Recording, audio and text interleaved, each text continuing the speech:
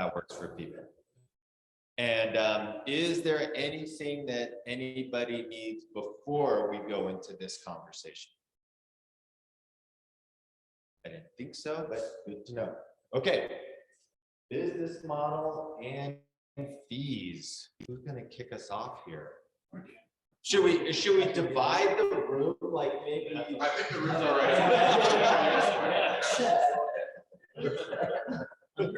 I was thinking like somebody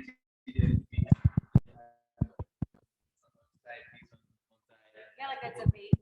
change their mind, you can kind of, if they change their mind. Yeah, we could like move it as well. Actually, we want to change.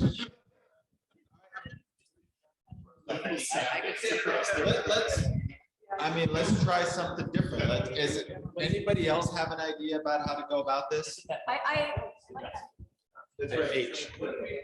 Interlace people, so it's not like one side against the other. It's like we force people to sit next to someone who's opposite. I sort of like that because it's like you force. like to go. I think Boston locked it. Yeah, I think that's because some of us are in the middle and you kind of see. Well, I was thinking, yeah. So just out of curiosity, I just want to get a sense of things. Who in the room is like leans more towards we should fees now would be is the right move? How many people are in that court? Not on the fees now. What's that? I'm not on the now part. You're not on the now part. Who feels that we should not use fees now, that fees now is not such a good idea? All right, so it's more swayed towards no fees. That was, I actually thought it would be the opposite. What about fees later? Then I Well, that's kind of. It's not an option. Okay. Actually, let me. The people who think that no fees now, can you raise your hand again? And then put your hand. Let's see. How do you do this? Put your hand down if you think we should never implement fees. Okay. So everyone who thinks no fees now also thinks fees are coming at some point. They just don't think it's now. I would agree. It's okay to keep it on the table as long as it makes sense to do it at some point. Yeah, I don't think fees make sense now. I'm not opposed to fees ever, but I think we should first try to make it work without fees. If we can do that, then no fees. If we can't, many of us are so like it was like. Oh, hold on. Okay, now so, we're getting into the yeah, I know. So Gomes, I'm going to hand the mic to you, but first I'm just going to repeat what Willie said. Actually, Willie, just say that again. Yeah, so what I'm going to be arguing for today isn't necessarily no fees ever. I think we can make it work without fees. And I think that if we can do that, that's actually the best likelihood of success, the best revenues for the DAO. And I think we can make it work. I think we got some good validation. So my argument is going to be to give the no fees and Fox rewards a try. See if that can be as disruptive as I think it can be.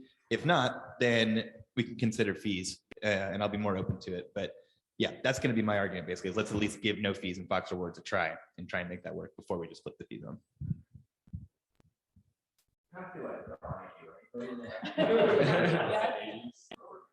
Yeah, what we just discussed yesterday. So very much agree with your arguments conceptually, but that's not the point. That's for later. Just one thing, I think many of us here also believe in a kind of like hybrid solution. I mean, we don't know yet the implementation, we don't know yet the details, but like, yeah, this is like a spectrum. Like I think that there's many ways we can go with this, rather than just having fees, having no fees. Could be like waiving fees. It could be fees and the X condition, and then less fees. I mean, there's many ways you can go with this, and I think they'll be very interesting also to see like who is against fees. Like, are you really against fees, or are you like willing to go with a compromise? And like, if you want fees, like, are you dead set on like just fees, or are you also willing to have compromises like waiving fees, the X condition? So I think that'll be very interesting to discuss today to see who is on which end of the spectrum also. Are you making a specific suggestion for what could happen now, or are you just saying I'm open to all kinds of possibilities? Well,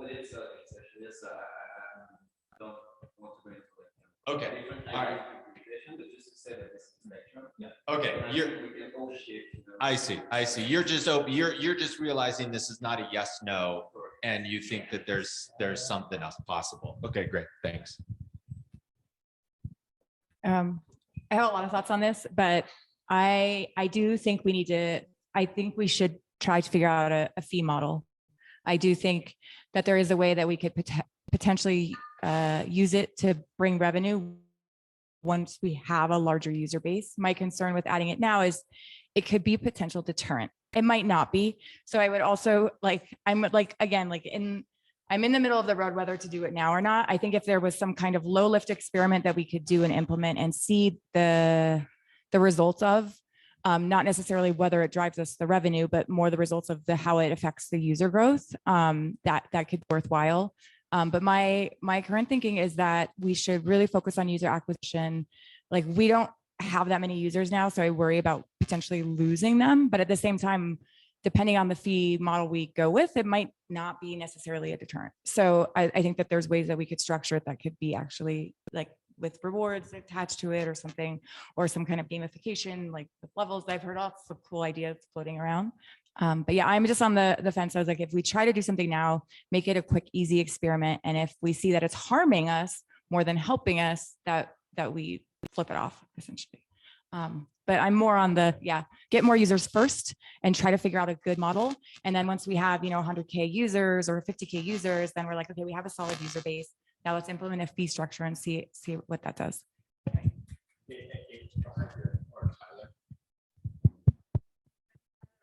Is the battery out?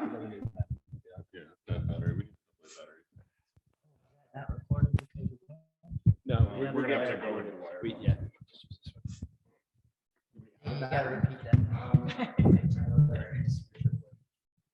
Maybe people just come up and grab this one if they want to chime in. Is that cool for the time being? Yeah, the queue. Yeah, just one single double A. Yeah, sorry. I just wanted to quickly state that it sounds like maybe we should have like a really quick reframing of this conversation, because it doesn't sound like we've got a binary of fees versus no fees, but it sounds like everyone's open to the idea of how we could implement fees, and maybe just a simple re-understanding of where we are here could help us push forward what we're trying to find out in the spectrum. So this doesn't have an on switch, right? Because I'm also not hearing it through those speakers. Test.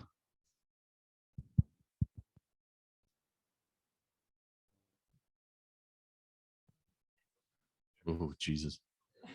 Too loud. Not, there we go. Not like full auditorium now. Is that coming out? I can't really tell. Cool. All right, here's the attempted reframe. Rather than fees, business model, right? I'm not necessarily staunchly pro fees as the only solution. I'm like more in the camp of let's go up one level, back to what Scott was saying on Tuesday. My position is predicated on we are a business. We can be a business but trying to find a sustainable economic model. I think fees are one part of that. At a very high level, we're all aware that we have a very defined amount of stables and a pretty defined amount of burn. Finding a sustainable model for the DAO such that we can play an infinite game and survive is going to be a combination of a few things. Lowering the burn to some extent will help. And then that's minimizing our downside. How do we create the upside? There's going to be a combination of both. We need users regardless of the business model and fees. But we also need to be able to monetize those users at some point. The reason I am an advocate for fees is that I don't think it's orthogonal to user growth. I do 100% agree it will make it more difficult to get users. I Willie puts the sell on hard that like if we turn on fees, we won't be able to get users. Like I agree qualitatively, it will make it harder. I don't think it will be completely kind of elastic that if we turn on fees, that'll go away. There's MetaMask users pay fees every day for swaps. They clearly do that. For swap users or wallet users pay for it. I'm not advocating that we price gouge users here. That's not a sustainable model. But there is some, like, users will ultimately pay for value in some form. The number one thing is we have to make a useful product that people want to use. If we do that, there will be some sort of stickiness to the product, right? If we turn on fees, we're not going to have this mass exodus of users because like, and if that's the case, then we haven't built something useful. If we can create a product with enough features in it that becomes people's home base, you know, if I was doing a $10,000 swap and there was 50 basis points, like a $50 fee on it, could I shop around and get a different one? Yeah. You know, and there's some point for certain trade sizes, you know, like over the counter, I'll go somewhere else. But for the majority of users, will they, you know, can we create enough value in the product and platform that they stay? Yes. Is fees the only thing that we can do? No. Are they a very are they a simple, tried and true business model that, you know, even our partners in the ecosystem like Nine Realms, when we met with them, were advocating? You know, we went to them to try and say, you know, is there an affiliate model? And they said, no, you know, just put some fees on there. Another thing I want to mention about the you know, rev share agreement. If you look at the net cash flow between the user and the protocol and us, so take the fiat ramps, for example, the users buy fiat, the fiat ramp partner is closer to the, and more analogous to the protocol. They charge some fees and then we get a percentage of the fees. You net it all out and it's the same as us charging fees to some extent. No, I'm not saying add fees on top of the fiat ramp. I'm saying let's use the parallel of like the fiat ramps, right? Where they either charge a spread or a fee and then we get a percentage of that, right? If you net that out, it's kind of like them charging a lower fee and us charging a fee. If you use like the Thor chain analogy, they don't charge a fee on the protocol at all. They say, we're not in that business. You figure that out. You're the interface, you monetize it. And so like, if they did, right, I think your argument is like, okay, if the protocol charge fees and we got rev share, that's okay, cool. But if they don't, and then we charge fees, it all nets out the same, right? We provide some sort of utility and value to the user by being able to do a nice swap experience. There's clearly value in that. Away from like monetizing specific things, I think that another reason that fees are useful is that users love free shit, right? And there's like, I think, and ultimately at some point you have to be able to monetize those users. The fees. Can I interrupt? I just want to, avoid the one person talking for too long. And thank you for the thoughts. And I had another, but I actually want to do something a little different here. What I would like to propose is that we, I like the reframe of the business model, right? To not keep it like just about fees. So I would like to break us into groups and have some small group discussion about this, and then have each group then come back and discuss a little bit about what you talked about, rather than just having a whole bunch of, and then there's something else that I want to do after that, that I don't want to, I think the small group stuff needs to happen first. You don't think, I think to be fair, we should do, I should get to frame the other side as well. Okay. Okay. So to your point, a lot of these protocols, they do charge fees. And if we were to put fees on top, users can go directly to these protocols to get it for free. So that's the issue with just throwing fees on top of something like ThorChain. To me, I don't actually think that fees increase the likelihood of success if we were to turn fees on right now. And in fact, I think it's quite the opposite. I think right now fees, they're not a solution. If we were to turn fees on right now by themselves, they hands down are not a solution. ultimately the solution is to bring in more users. And we do have revenue streams right now that grow. We're getting 25 cents per user that we bring in. And that's in the middle of a bear market. So I actually think it's pretty amazing how we've already validated with the main categories of things that users want to do: trading, buying or selling crypto, earning yield, that we are able to establish these affiliate revenue relationships. And it's not necessarily a game where if we are putting fees on top, like it all nets out. These protocols, they need to acquire users. And if we can provide that value to them and drive the volume, it's a win-win relationship where the more volume we drive from our users, the more revenue that they generate and we generate. The challenge is when these users can just go directly to these protocols. And I ask you guys, if we were to put fees, we talked a lot about like having the platform that we ourselves want to use. If we were to put additional fees on top of this stuff, would you still use ShapeShift for everything you do? Or would you go directly to these other interfaces? Or someone like me, I would just interact directly with these contracts on chain. And I know that not necessarily all of our users are going to be like that. But again, would you recommend your friends? Would you use ShapeShift? No, but if we can make this free and put Fox rewards on top of it, which I really think we have the opportunity to do, and I think it's disruptive. MetaMask, they can charge fees because they have already established these network effects. They have tens of millions of monthly active users. We don't have that yet. We need to disrupt them. We need to bring those users, and being free is powerful enough that it's disruptive. Being free with Fox rewards is not only incredibly disruptive, we can be the best way, objectively the best way for users to use a growing number of protocols.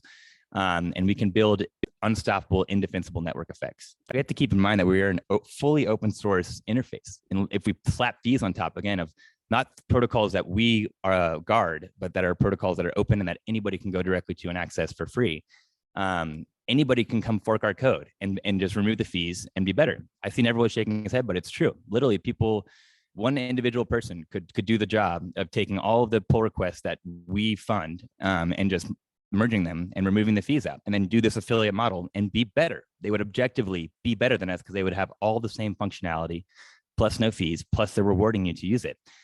Why would we let somebody else do that when we still have the opportunity to make it work? And what we've seen is that these partners are willing already, with the minimal amount of network effects that we have, they're willing to give us like 50% of the revenues they generate. It's oftentimes very comparable to even what we would be able to earn if we put fees on top. And if we put fees on top, I think it's much harder for us to negotiate the affiliate relationship and say, give us a portion of your revenues. They're going to say, no, you guys are putting fees on top. If we can, which we already are doing, if we can continue this mission, which is, I think, is so fucking cool, of building open source public good technology, the best kind of software, that we write this code, anybody can use it, and it's a public good. That is, I think, disruptive, it's marketable. And if we put the Fox rewards on top, that's something that's unique that I don't think has ever been done, where you can come use this, you can earn, it's not going to cost you any extra, and you earn ownership in this. That gets me really excited. And I think we still have the opportunity to make that work. I think we can do that in the next 6 months. And if we do that and we don't see it's working, first of all, we will hopefully have acquired more users. Objectively, we'll be able to acquire more users over the next 6 months if we're still not charging fees. And with the Fox rewards, if we can't make that work and we figure out, you know what, there's just not a way to make it work with no fees, I strongly disagree with that, because I think we're already proving that we can make it work. It's not that we don't have fees, it's that we need more users. We need as many fucking users as possible. Not just like, oh, we can still get more users if we have fees, maybe. But we need as many users as we can possibly get. And we need the strongest network effects we can possibly get, the smoothest flywheel with the minimum friction. And that's what no fees and Fox reward gives us. All right. Well, can I ask you a really quick follow-on question? Yeah. This will help clarify, I think, as we prior to this breakout. Go ahead. Yeah.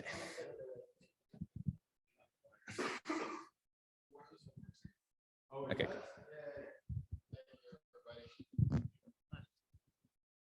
Test. Well, thank you, Willie and James, for kind of laying it out on both sides there. So with respect to Fox rewards, do you see this as like a sustainable sort of thing? So my concern is sort of like, in a way, it's a bit of a loss leader. It's similar in a way to like liquidity mining incentives, in the sense that, okay, we're just giving this away. There is a scenario where users are, just, okay, they get these rewards, but then they just dump them on the market. Of course, Foxy may obviate that or may discourage that. That remains to be seen. But we could have a situation where people are just immediately dumping their Fox.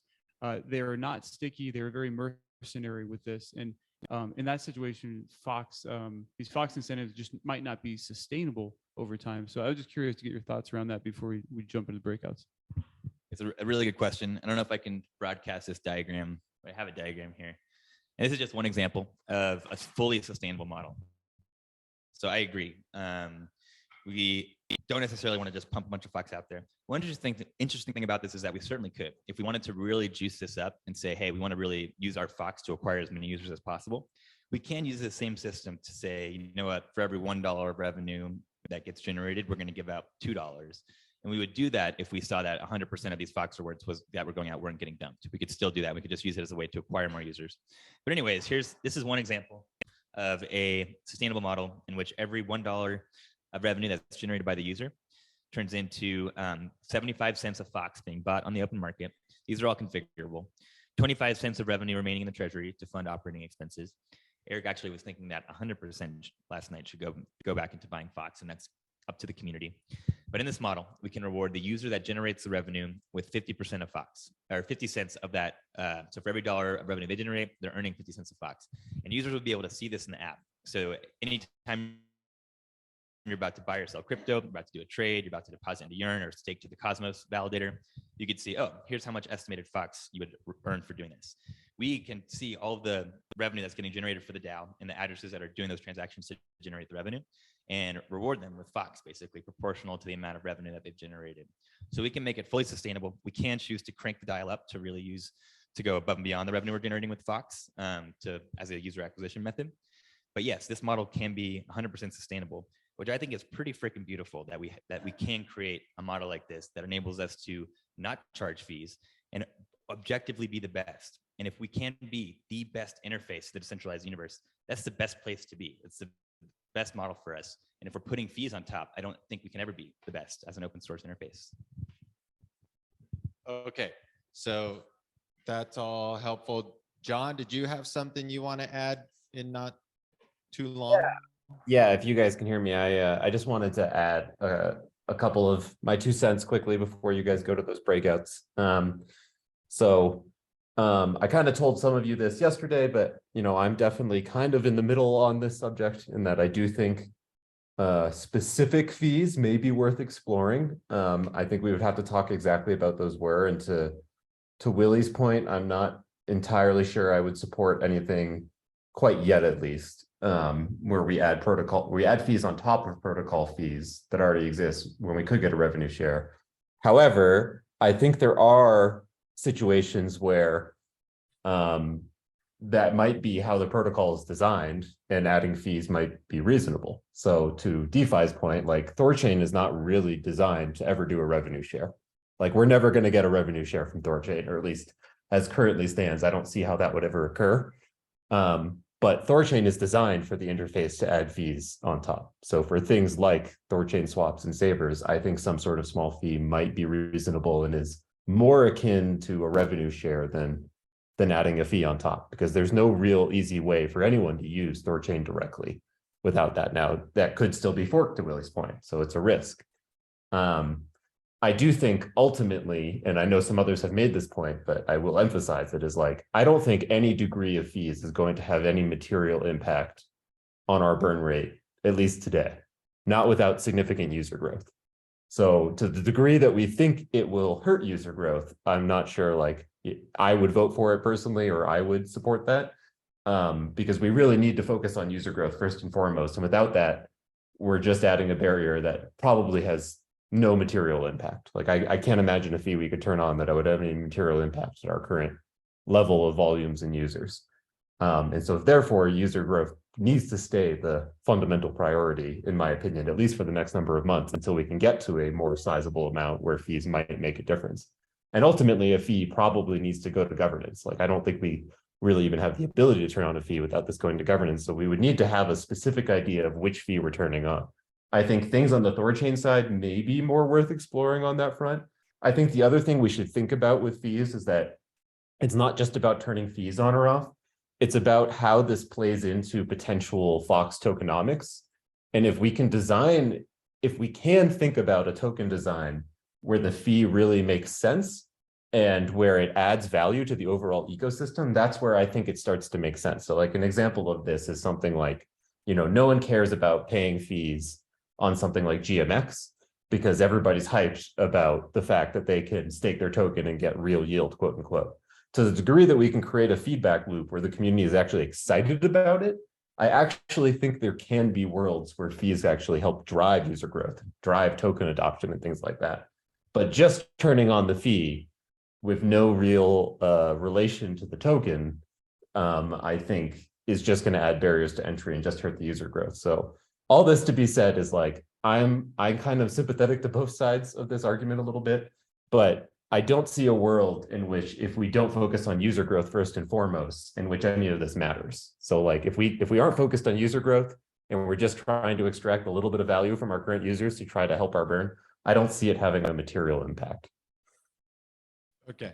All right. So we're going to talk.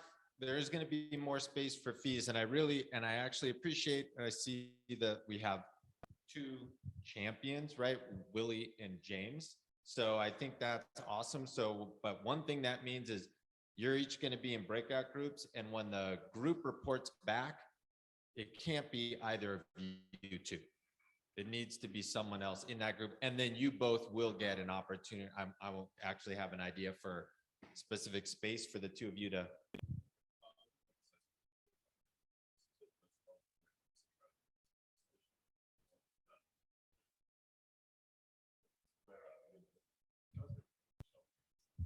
Who has heard or seen Willie's presentation on fees before? Who has heard or seen Willie's presentations on fees before? Who has heard a contrary opinion? Who has heard a contrary opinion? Yeah, it's like I really feel it's a little bit. I'm not sure that the breakout groups are going to work. I do think an open forum about this. I largely agree with what John's saying. I feel that like my points are a little bit misconstrued there. Like the business model stuff concerns me immensely.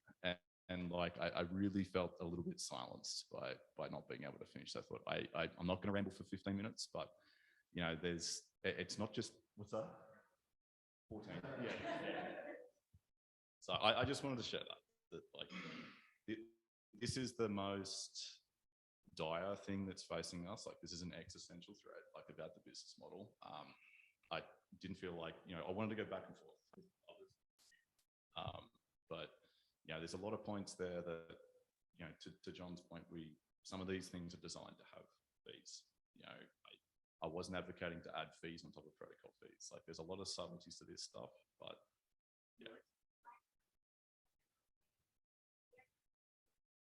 Well, yeah, well, that's what I was going to do. So, and maybe that was the wrong thing. So here was my idea: is that the breakout groups were going to be to not talk about. It was not fees versus no fees. It was what are other business models. Then we were going to come back and I was going to have Willie and James debate more about the fee aspect. But the breakout group was going to be specifically not about fees. Maybe we should just do this piece first, and then we can decide if we want to do the other. Is that, I'm seeing a lot of nods that way. Okay. Okay. Yeah, that's right. It could be everyone's, but I'll tell you, here's my other idea, and you guys can decide if you like this or not. I actually wanted to hear Willie argue for fees and James argue against fees.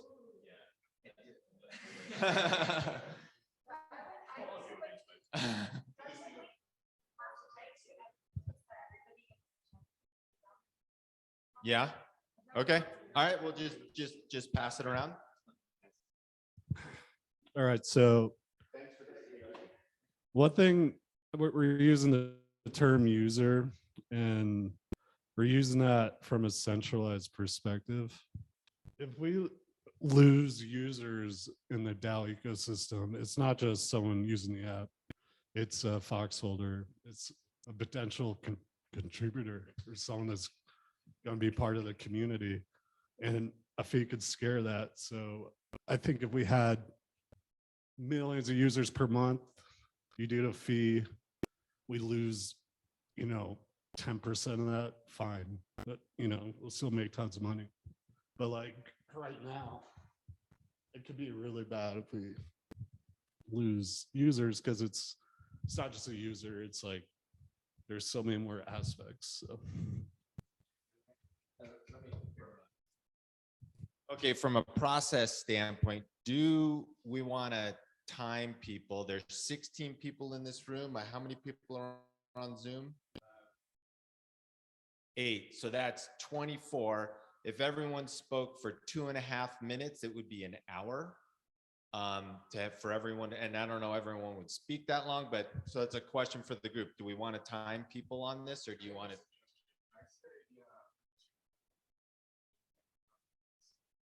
Oh, sure, sure.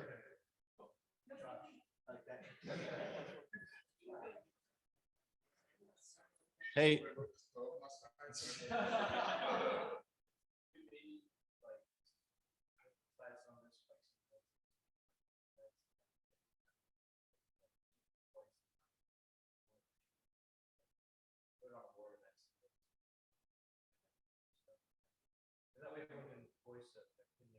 You can see.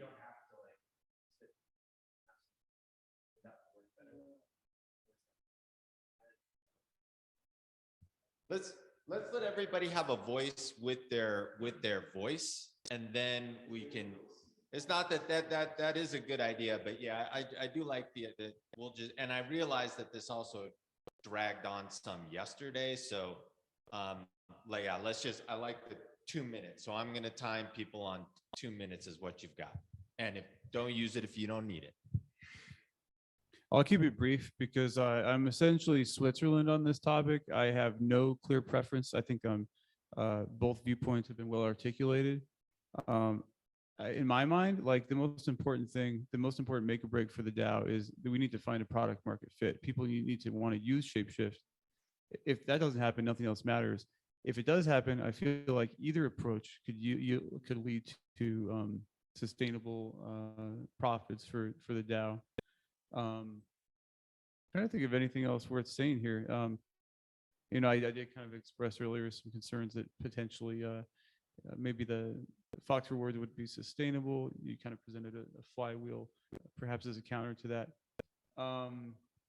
I wouldn't pay too much attention to whether or not other crypto projects have fees or no fees. I think you can cherry pick and find examples on both sides. So was that? I have a little bit longer. Cut me off. All right, cool. So yeah, I basically am looking forward to hearing both sides of this presented. Yes, I get to go again. It's exciting. What? What?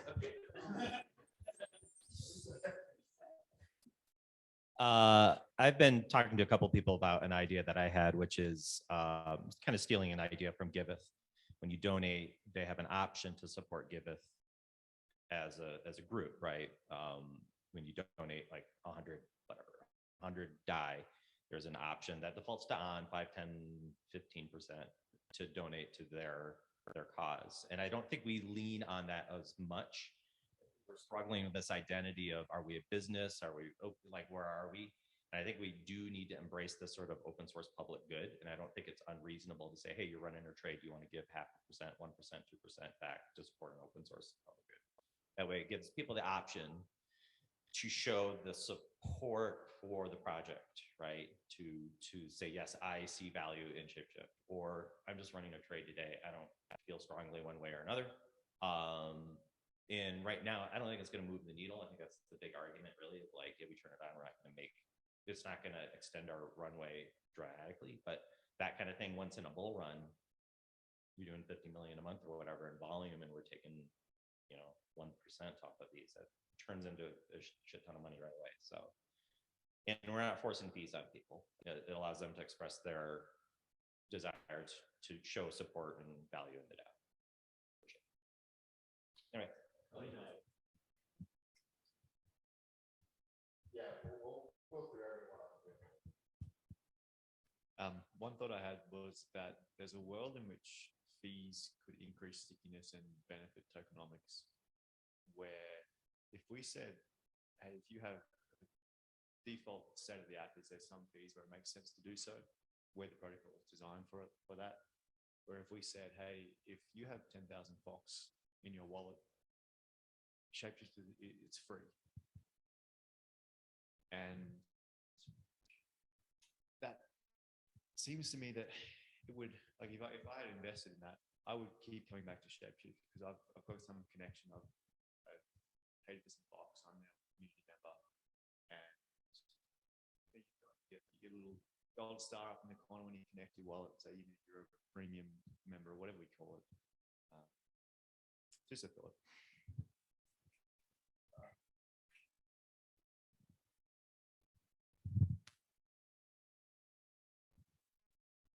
I wrote a couple notes off of HP's suggestion there. I still think that this conversation is really struggling in the fact that we're not all agreeing on what we're actually talking about here. And there's a lot of nuance to where we're comfortable with fees and where we aren't comfortable with fees and what we're talking about in the term of what we're saying is fees. And I think that really if we go into the specifics of like what James was saying there and what retorted there, it's like, are we talking about specific protocols? Are we talking about the things that were designed to have fees or not? I think there's models out there for things like Uniswap that has not turned on fees, but just the excitement of the fact that there is a resource like fees has lots of interest. And I think that we can do more actionable things towards strategy of defining where we're okay with fees and where we're not okay with fees without actually implementing fees that can show governance tools that we already have and the greater community, like where this potential conversation could be going in something that's structured through governance.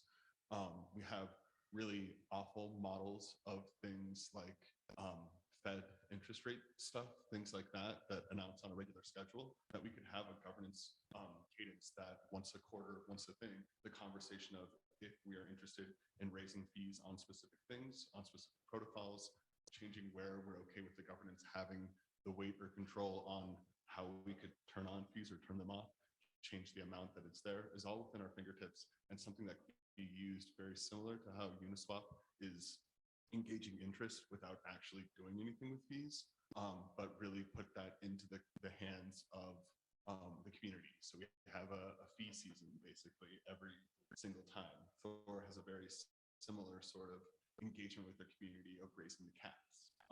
So I think that there's a lot of marketing opportunity. I think there's a lot of governance engagement opportunity, Fox tokenomics opportunity,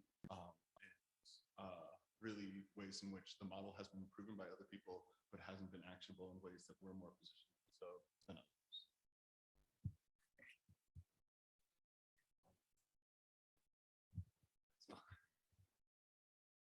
Right. So yeah, from like a pragmatic perspective here, like I would then say that like I would prefer fees. Like I would think fees would be more beneficial for a runway. Like in general, I think they can be a good thing. I'll come back to that, but like really, I ideologically agree with the no fees. And like in a perfect world, you know, where we have no issues with runway and where we're not an economy, I would be very happy with no fees. Yeah. You know, I wish it could work. It might be the better option. We don't know. Now, first of all, I don't believe that fees won't necessarily be a deterrent. As we say, if we have an attractive product that users actually want to use, then they'll be willing to pay like a smallish amount of fees. And I believe there's a world in which fees can actually attract users. So that's something we discussed yesterday. That it's wired into our brain. We're like game. We're like I feel like a challenge kind of thing, right? And it's like if you have blood in the game, if you have the actual challenge to, oh, this is a game, you know, you got that amount of Fox, you get this amount of fees waived. You get that amount of Fox, you get all fees waived, and you know it's stake, and then you get rewards. And then next time you do a trade, not only is free, but you have rewards. So I don't know the exact model, we say, but I believe there's a world in which like fees can actually be what we need to attract users.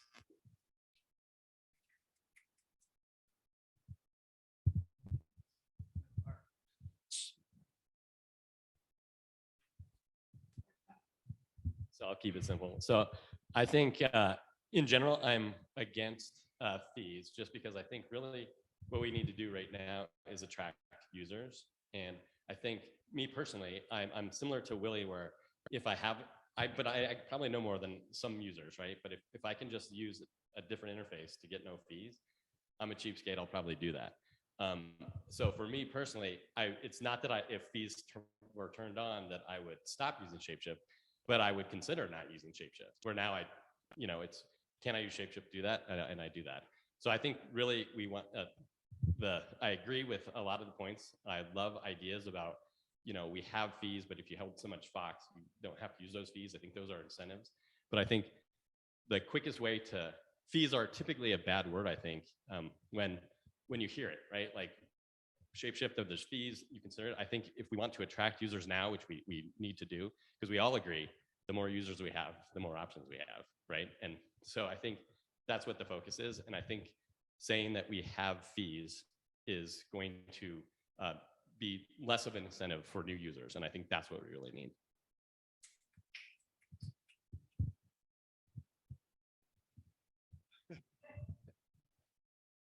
I'm more for the no fees side.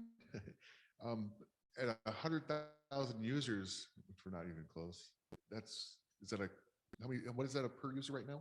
That might be like 75K a month. But if it's a quarter, it's 25,000. If it's $1, obviously it's better, but fine. It's obviously we need to get more users. That's the main focus. Adding fees for certain protocols would be interesting idea. I like that, but I also like the holding the Fox and get some kind of discount.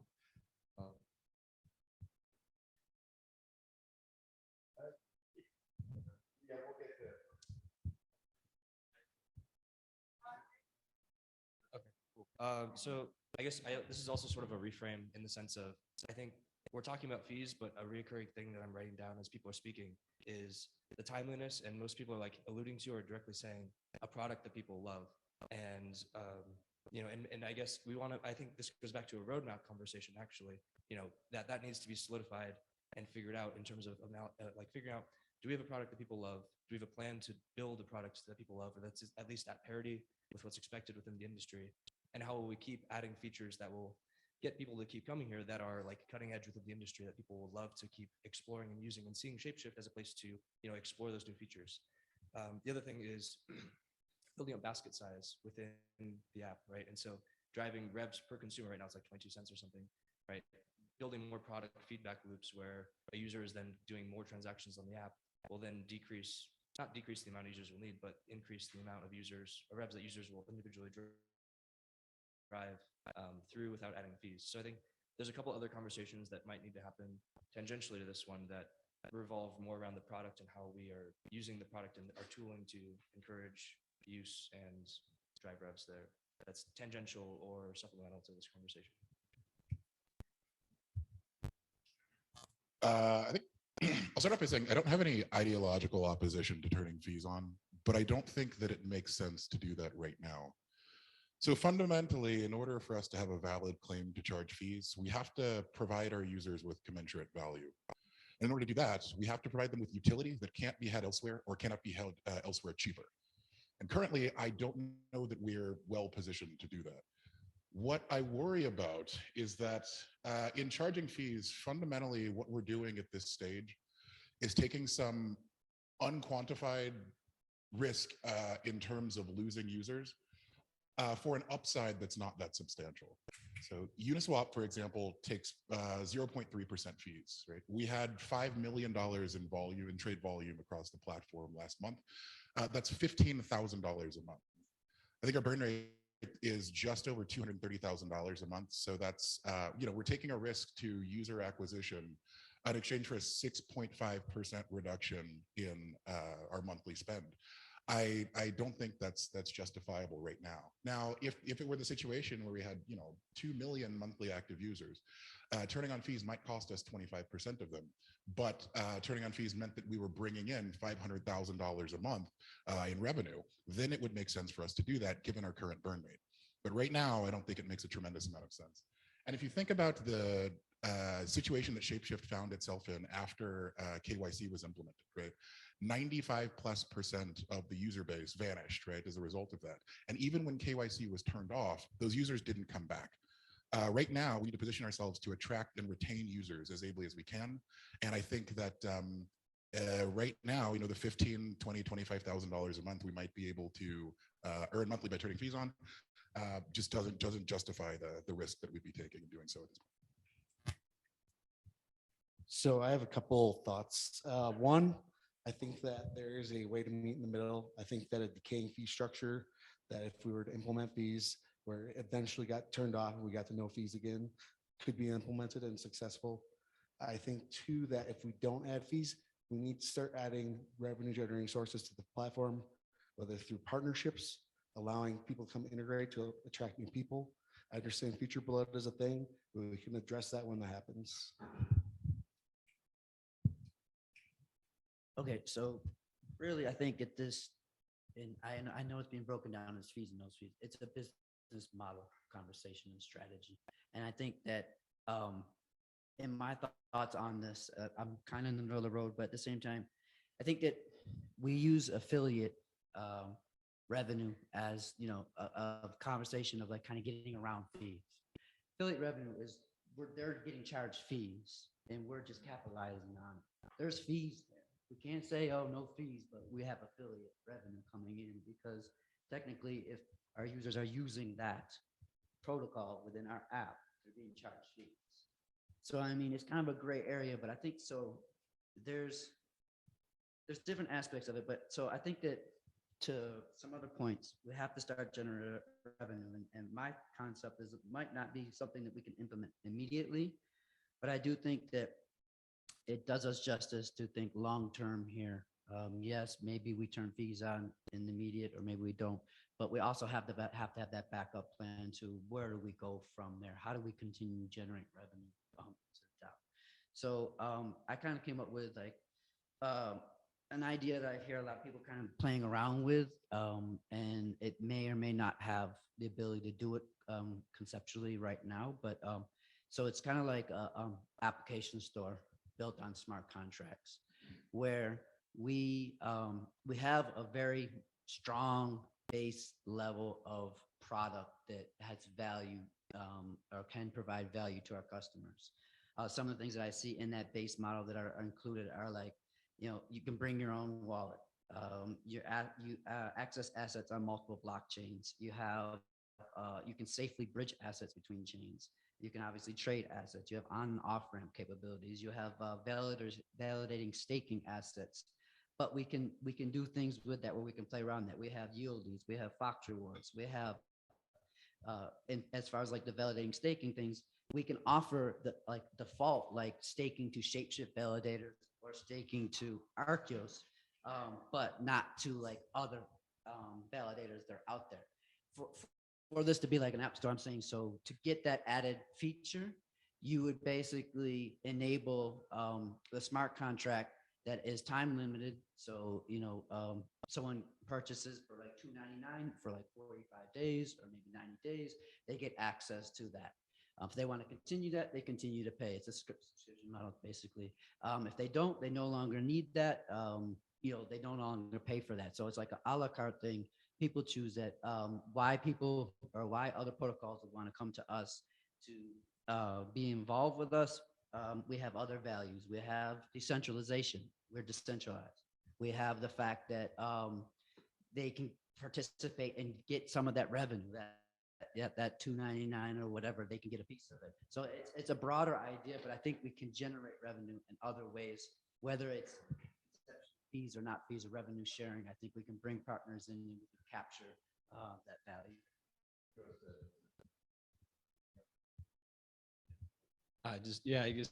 I don't have a whole lot to add other than I think that it seems clear it's not a binary conversation, and that there are, I think echoing what Tyler said, there's like identifying unique places we're comfortable with and not comfortable with adding fees. it is an interesting conversation, I guess, for the future. I agree, user growth is a priority now, and then I also want to say like the sort of almost opt-in fee feature where you can support the building of public goods.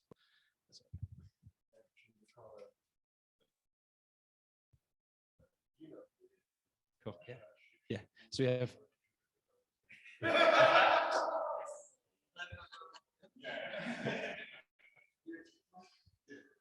Okay, so we have Arena and Scott on Zoom that would like to chime in here. So, Arena, you had your hand first here. I think you meant to unmute, so I'll send you a request and then do you think?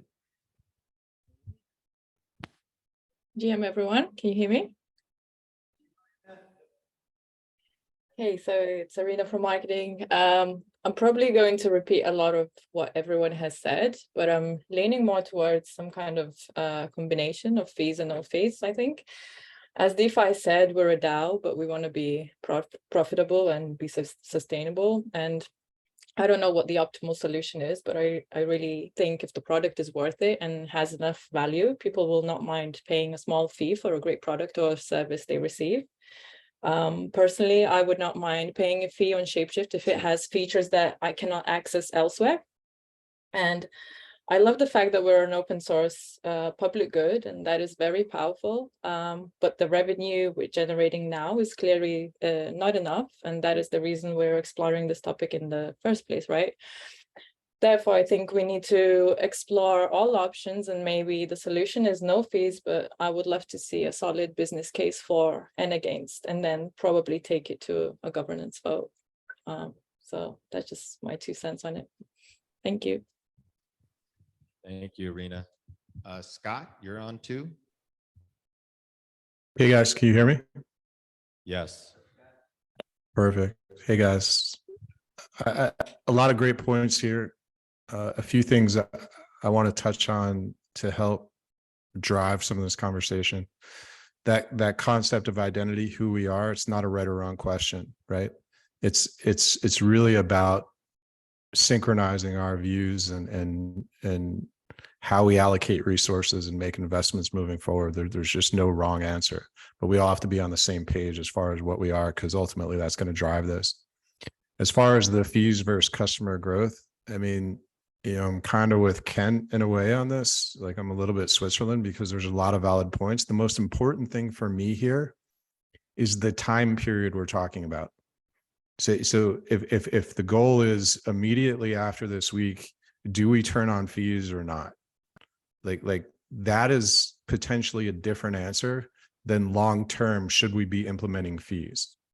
And that nuance there is really, really important because it's very easy for us, for example, to have no fees for the next 6 months, try and build clients and then, or customers, and then, you know, at the end of Q1 or Q2, we turn fees on, you know, sort of the, you know, we've seen this example in the market before. The other thing I want to challenge is just the price sensitivity of customers related to fees. I mean, I look at my own behavior. I'm less concerned about the fees that I pay when I use, like, for example, a MetaMask than I am for is MetaMask the appropriate tool for me to be using? Does it have the least amount of friction? And do I really want to migrate to another method to do whatever trade I'm trying to do? So stickiness is huge here, and friction is huge. Remember, we talked about a couple of weeks ago, I think on a marketing call, the friction is has been historically a notorious issue for ShapeShift. So I think that those are really important, because once we have you in our ecosystem, if we're sticky, you're not going to leave. You know, we need to make it a point of where there's just no reason to leave. And I think that's sort of the holy grail for us going forward.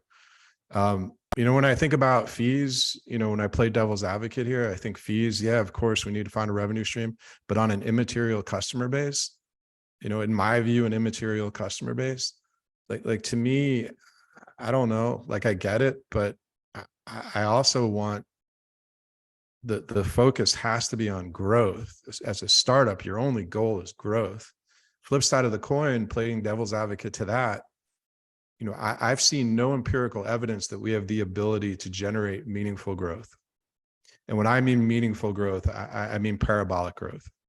Now, the market conditions as far as this, CFI issue that's going on in the migration, the theoretical migration of people from CFI to DeFi, obviously that we have to take every ounce of opportunity we can to seize that moment, right? That has to be an obsession. But we have to see some sort of momentum here. And like when we get into the old school, I've seen this for years now, 15% growth month over month, that's meaningless. It's only meaningful in a very long term. In the short term, it's meaningless. So I think we have to think about that parabolic growth thing. The market itself will always migrate to no fees over the long period, over the long term. As the crypto market matures, we will migrate to fees being lower and lower and lower. And you see examples of that in like the brokerage industry, Fidelity and Schwab and things like that. Is that applicable to our industry today because it's still in its infancy? No, not necessarily. However, over the long term, fees will eventually go away unless we're offering a product that someone mentioned a couple minutes ago that is so sticky and so full of value. I think, Arena, you were alluding to this, that, yeah, of course I'm willing to pay a fee. Absolutely. The question I have is, are we there today?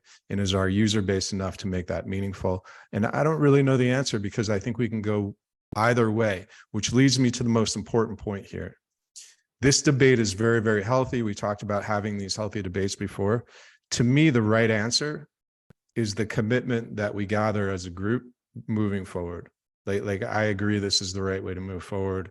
That commitment is super important in how we allocate resources. And then the one last thing I'll end on, which is something I didn't get to talk about when I was there, was Fox. And Willie, you had mentioned, Fox and adding value to Fox. This whole fee conversation in the short term would potentially go away if we wanted it to, if we were in a position where Fox had a healthy value, and I use healthy as a subjective term in quotations. The value of Fox has to be the obsession of someone or a team, just an absolute obsession.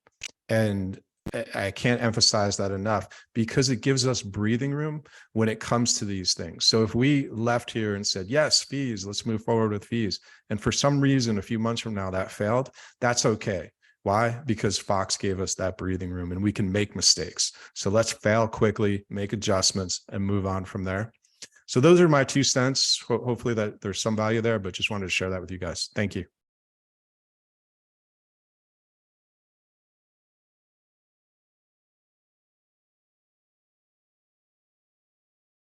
Tyler, something about like the specifics. Should we talk about specifically what those who would argue to implement fees, should we hear some more clearly about what that means? Okay. I want to touch on a few things. To what John said about making not all fees are appropriate, right? Like I'm not saying slap 100 basis points and everything, but like some protocols, and I want to give like concrete examples of like ThoughtChain. We met with 9 Realms, and the conversation, you pitched them this kind of model of the no fees, and they said, we're not going to do affiliate revs for you, just slap some fees on. Well, I don't think that's quite fair because the 9 Realms necessarily they said ultimately that the small council were change, and they thought it would be a hard sell to them. Sure. Right? Is that fair? Yeah. So it would require a modification to the protocol to implement like our suggested, like your ideal model. Or if it comes from the treasury, they have to bootstrap up with you. Yep. In quantitative terms, with like ThoughtChain fees, for example, we've done 5.25 million in the last 39 days when I pulled the data. We've done $3,000 average trade.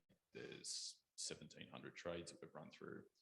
If we put on a 50 basis point fee on ThoughtChain tomorrow, because it's clearly a useful service, we're providing like we're the third biggest volume provider to the protocol. That'd be $20,000 a month. Now, to Pastor's point, that's not going to fix the problem. And I'm not saying that like fees is the solution. It's part of a larger solution, right? If that represents what, like 10% of our kind of cash flow problems right now. It's a step in the right direction. The bit about users, and I don't disagree, it will make user acquisition harder. I think until we turn them on, and we can always turn them back off, we don't know how much harder. And a lot of I feel like the points have been made. It's like, it'll make user acquisition impossible or extremely hard. It's like, we don't know, we haven't quantified. We can quantify the upside of turning on basis, like just for ThoughtChain alone, right? One particular source. There's a quantifiable upside, we've got a quantifiable downside. You know, that's a 10% dent in our, like, in the correct direction. Sure. Sure. And we don't, well, we like, you know, honestly, we don't know the answer to that. It could be, yeah. A combination of, you know, like, if we manage to cut 20,000, say the support proposal of Tyler's passes and the other one doesn't, right? So there's 20,000 off the burn, and then there's like 20,000 on the top line. It's like suddenly that's 40,000 on, you know, 200, 250 spend. Like that's a big step in the right direction towards sustainability. About like users, like, and I do agree with Scott's point about value and stickiness, and you know, I would pay fees if it was just, you know, there's friction to going to try something else. You know, I could go to the protocol directly, I could go to like an OTC desk or something, but ultimately users make that choice. The thing about users is not all users have value. And I think we saw this with like the Bitcoin sign up, right? Like those users were negative value. They cost us Bitcoin in centralized days to create that. What like fees or like revenue generating opportunities does is it quantifies the value of what we're creating, and it gives us a data point and a feedback loop.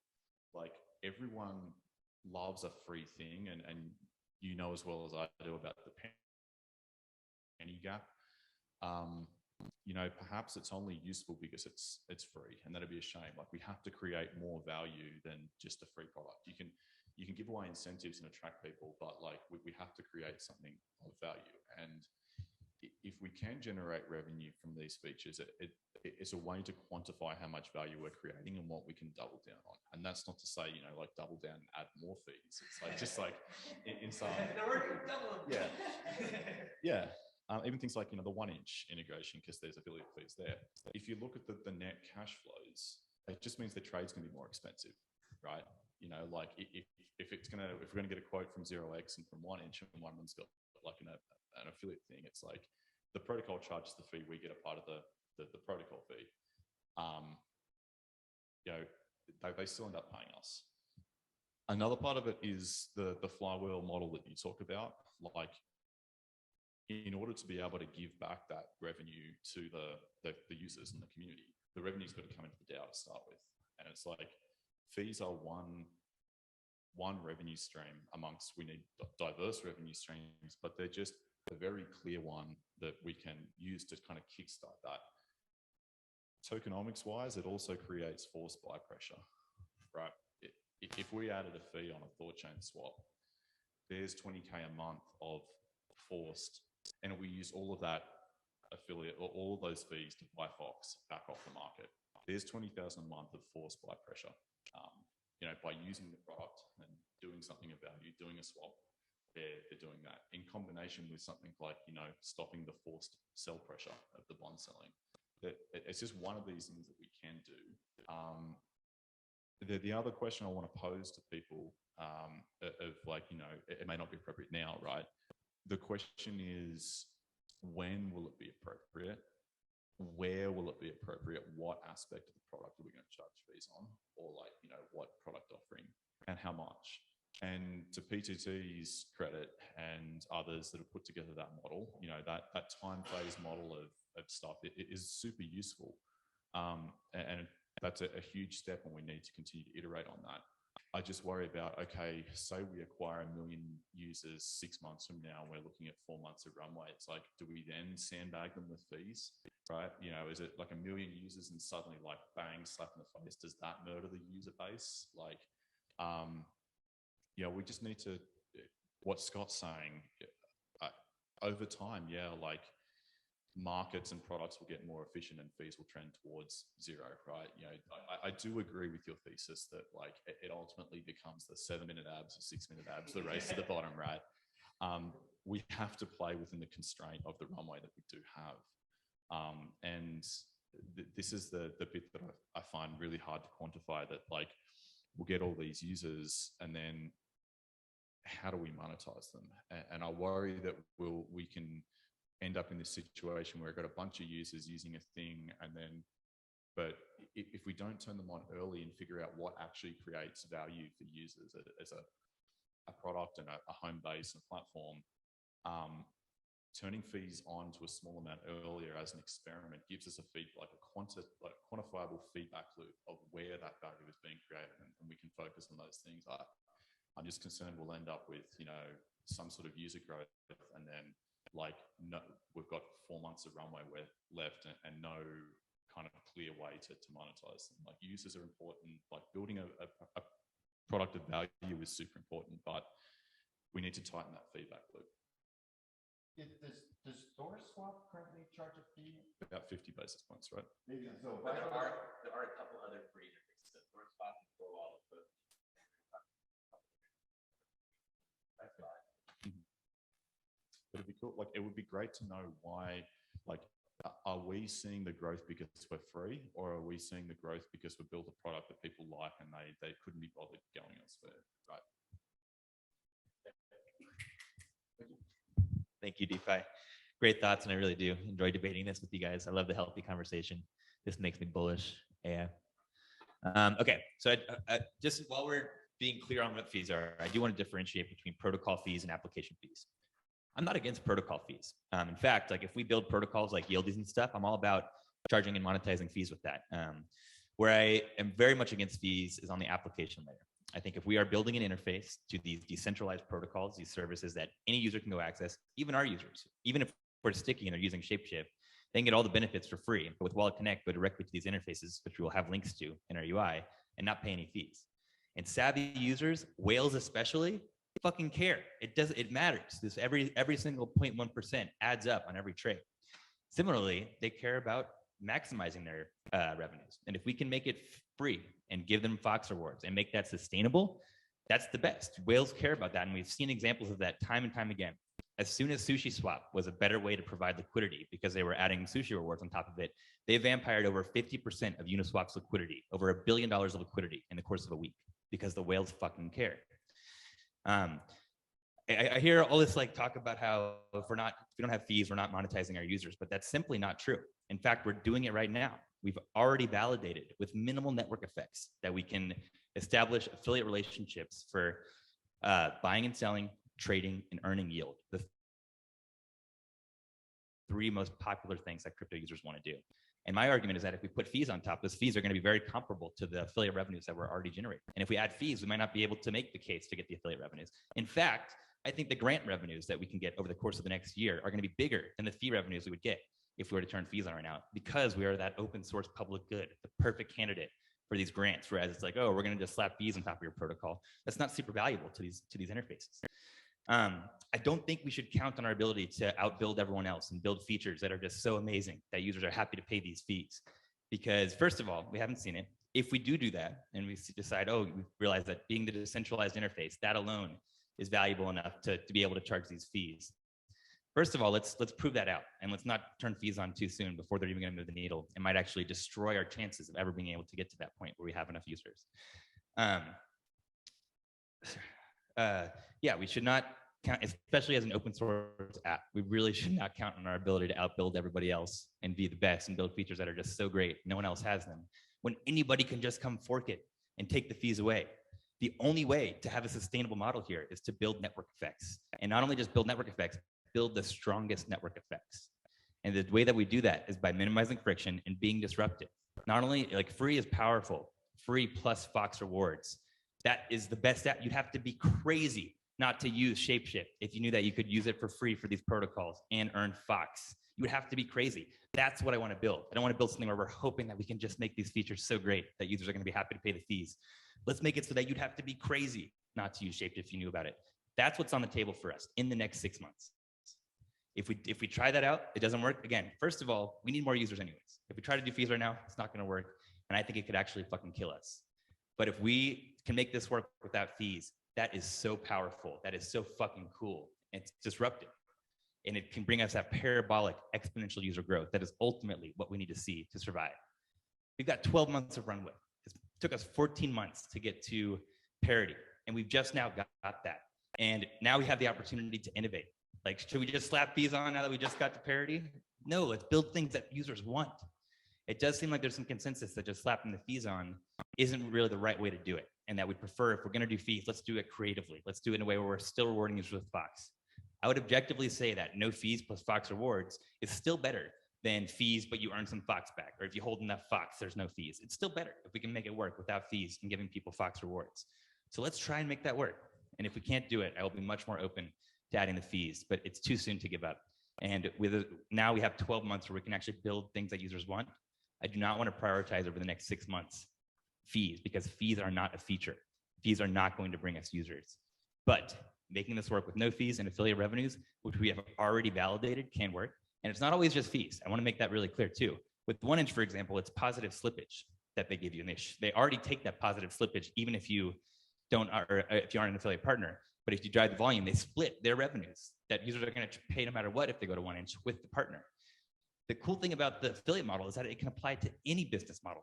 We don't care how they monetize it, and it's not always fees. And that's the whole cool thing with Web3. Like, there's ways to generate revenues without fees. And if we don't care how our partners make their pie, we just want a slice of the pie that we help them make.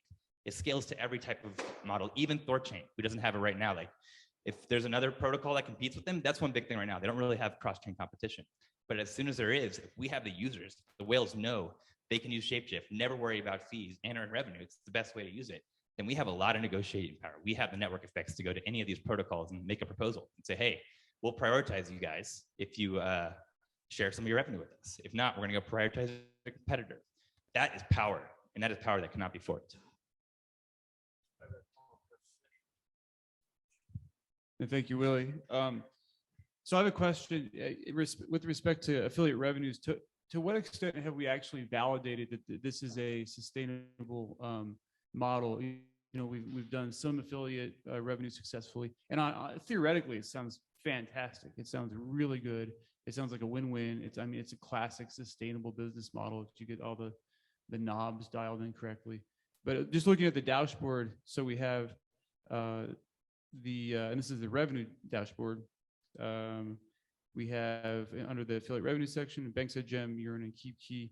So in total for those, it looks like since it's actually unclear to me if we have columns hidden, but for at least since mid-year until now, we have a total of like about 17K between those four sources.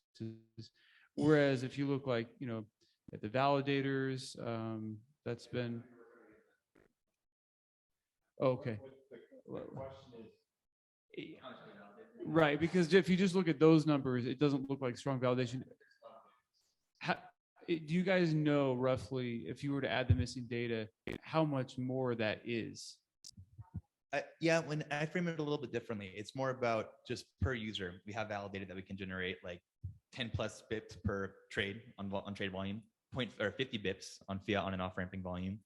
And again, like, yeah, like half the revenue that these yield generating protocols generate. So like with Yearn, for instance, they charge 2% and 20% performance, and they're willing to share, I think it's even maybe higher than 50% at scale, but of that revenue with the interface that generates it. So 1% management fee and 10% of the performance, basically. So we have validated that for each of these avenues, we can negotiate affiliate revenue relationships and generate value per user. I think ultimately, like, the reason that these are low is because we haven't had a ton of users or volumes. It's not that we can't get the affiliate revenue relationships with each of these categories of.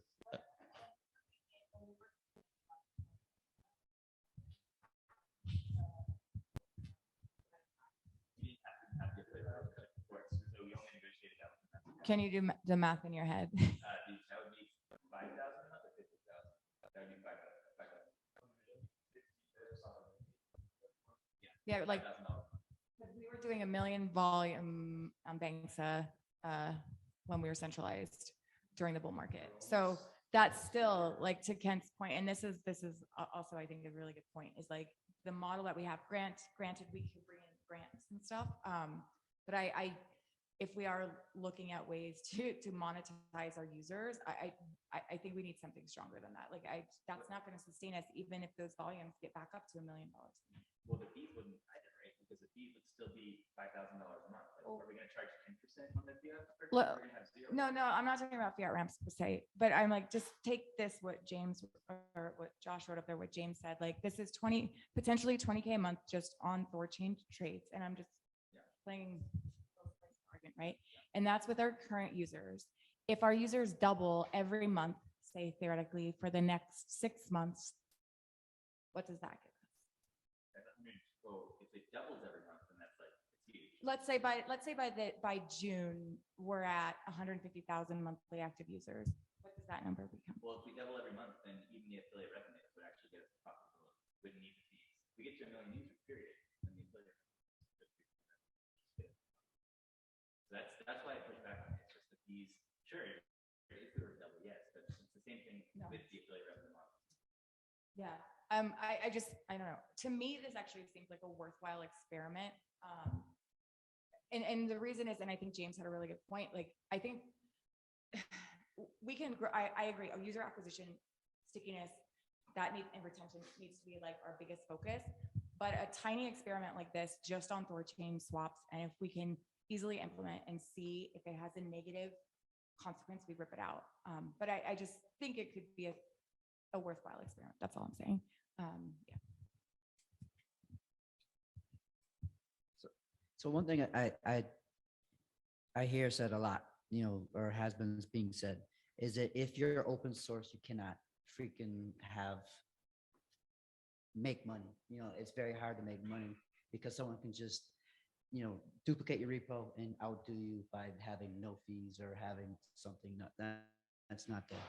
There are plenty of open source products out there that have, whether it's a subscription model or have a sales model where, their code is open source, but then they do have like plans where you purchase, things. It's all out there. Anyone could copy it.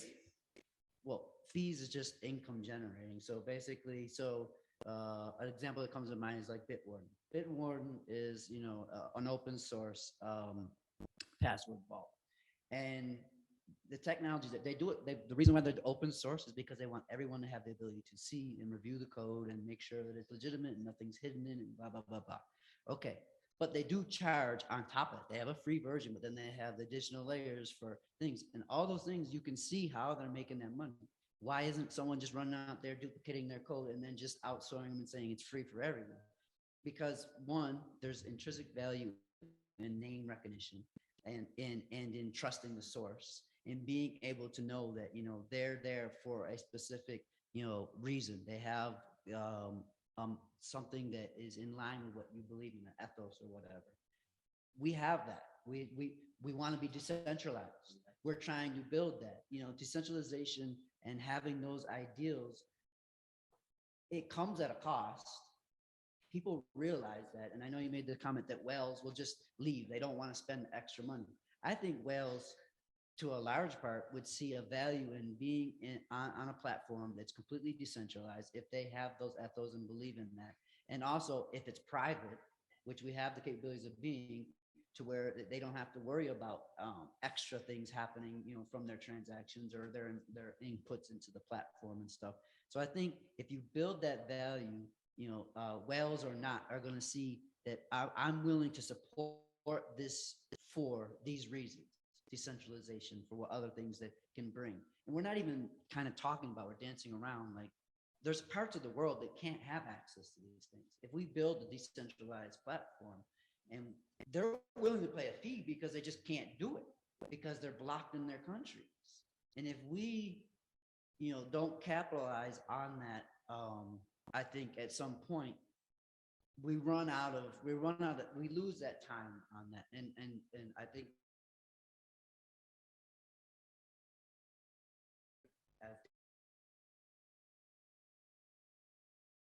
he said, and user months, do we wait 10 months? What is that magic number where we say, okay, now it's not going to do it? And we get to that point, and then we have no option. Because even if you turn fees on at that and you have 3-4 months left, they're not going to do anything. It's not, the affiliate thing. I mean, I believe in the affiliate thing as well, but affiliate, and I've said this, it's another definition of a fee. They're charging a fee. We're just getting a percentage of that fee. If we can do it in a way where we can build those affiliate relationships still, and then, have multiple income sources. Why are we just limiting ourselves to one and saying, well, affiliate works great, as a fee generation service, but, having a fee on like ThorSwap, not great. I think that we have to be open to generating income any way we can as we grow. And as like Scott said, that the ecosystem grows, fees are going to go away, and we can expect that like everyone else is going to do. But why should we be standing on the ground if we're not worth charging anything to anyone right now because we don't have enough value that we're going to keep people, and therefore we just don't charge fees, and we just kind of like dwindle because we can't generate that revenue and compete and build and continue to grow so that we can be around when it gets to the point where the fees no longer matter. I want to say one thing that this thought of like free is great, and everyone knows that, but I don't know if free provides stickiness. I think people are very frugal, and yes, but when they get something for free, I don't think they're going to stick around if they think that they don't have to. So I think that we might be courting like users thinking that these free people are going to stay around over time because we're able to create other things that I don't want to say the word whatever, trick or manipulate, like, okay, well, you're using an affiliate, the protocol in our thing, so we're making money off of that, but we're still free. I think that that's it's kind of like a gray area where yeah, we can stand on our morals and say that's free, but at the same time, it's not really free, and I think users aren't dumb to that over time. All right, so the one thing I want to be clear is that where we keep, I've heard a theme of like, if not now, then when? And I have heard that Willie say pretty explicitly more than once that he prefers to wait till there's no fees with Fox rewards. If that doesn't work, then he's saying he's open to fees. So I think anyone else can argue a different time frame, but Willie has like put a time frame, like has drawn a line in the sand about that. And then I think I'm hearing the other possibility, like the other real explicit request or thing to consider came from D5, which was, and D5, I don't know if you meant to actually propose this, or if you just gave this as an example, but this is pretty concrete. 50 basis points on ThorChain, like, could be an experiment that we could run now. It's one line of code. Is that what you're saying? Okay. So I just want to like be clear that I think these are the two very concrete things that I have heard from and I think it's been a good conversation. I'm not saying everything else was not useful at all, but these are the concrete possibilities.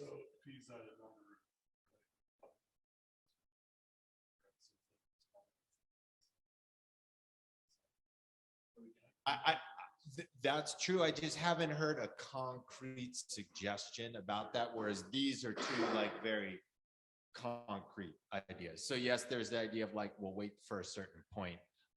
And then I'll give it to Diggy in 1 sec, but I just want to make sure we're all clear. And maybe see if I understand this correctly, is it true that could neither of these things be, is it true that fees cannot be added without a governance vote? Is that something that there's consensus about? Yes, I think it'd be. Yes. DeFi, do you agree? I'm just checking the room to see if everyone's in consensus that before any fee is added, it would need to go to a governance vote. Is that something that you agree with? It should. Okay. Of course you could. Yes.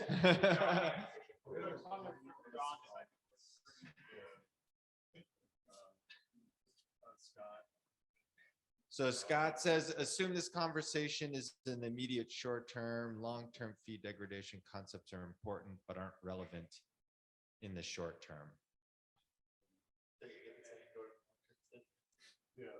Yeah. Just, and John says, if this is something to really consider, John is saying he could possibly, I think you, John, you're saying you could maybe support that more if it was 40 or 25 bips rather than 50.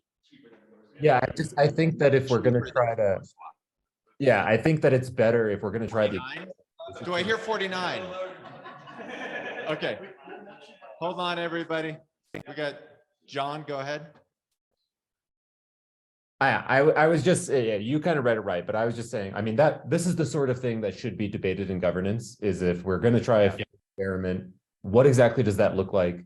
My kind of curves on it would be, yes, if we're going to try the experiment, we should start low, and preferably lower than Thor swap would be my argument, just as a competitive difference, because that's something we could actually market, and it doesn't make a huge difference to the amount of revenue we generate. But two, we should also know how this goes into the tokenomics effect of Fox. Like to Scott's point earlier, that the value of Fox is super important in this regard. And it's just that should be part of the governance discussion of like, is X amount of this fee going to buy back Fox? Are we giving some other benefits to Fox holders? I think that part is actually maybe even more important than the fee itself if we're going to go down that route. Okay, yep, and that point has been made by a couple folks, so appreciate that. Ron? Oh, yeah, sorry, you had your hand up. I just, so one thing with the no fees with Fox rewards, I guess I would like to dive into that a little bit further. Right now we have it out at about 6 months. I think potentially if we're going to try that, we should try it sooner rather than later. I think 6 months is too far out. We'll have what, 4 or 5 months left at that point. And I think to James's point earlier, I think it's too far out to try the Fox rewards experiment. The other thing about the Fox rewards experiment, and we've all talked about this before, is that obviously we keep it simple, but I worry about sell pressure on Fox. So I think we need to, if we're going to talk about a strategy like that, figure out what that really looks like. Because I would hate to give people Fox rewards and then have them just dump it. So there's a proposal that is booked that some people believe does not lead to Fox sell pressure. I don't know. I mean, you don't know if you agree. Yeah. Yeah, makes sense. We could do it so that even if 100% of it's sold, we're equalizing that. Yeah. Okay, and then we're going to do Ron, and then I'm just going to do a time and process check because we've been at this for a while. So to build off James's point of taking these steps towards getting to sustainability, 20K here, 20K there. I feel like something we haven't explored is all the other revenue model or other revenue generating options we have on the table. We have a queue of partnerships that have revenue share availability, and I feel like some of those may be viable that we could be adding revenue that we don't currently have, or additional sources that could create it. I feel like we're really focused on just fees here instead of other revenue generating sources as well. So I feel like there's this room to explore. Okay, thank you for that, Ron. That was exactly what I wanted to just touch on before. We're going to take a break here. We also need to figure out how long of a break we want, but we have not gone into anything else business model wise. Everything this morning has been fees. I think it's clearly what people wanted to hear and talk about. There were a few people that touched on some other things. Never was as correct. So here's the question is that it's a 10 del 12. So the couple options, I mean, we need to take a little break no matter what. So do we want to stop for lunch, or do we want to just stop for 10 minutes and come back at noon and keep going? And then whatever we keep going with, do we want to do this whole idea of some breakouts that talk about business model possibilities that is not fees, or do we want to move on to data-driven decision and data collection?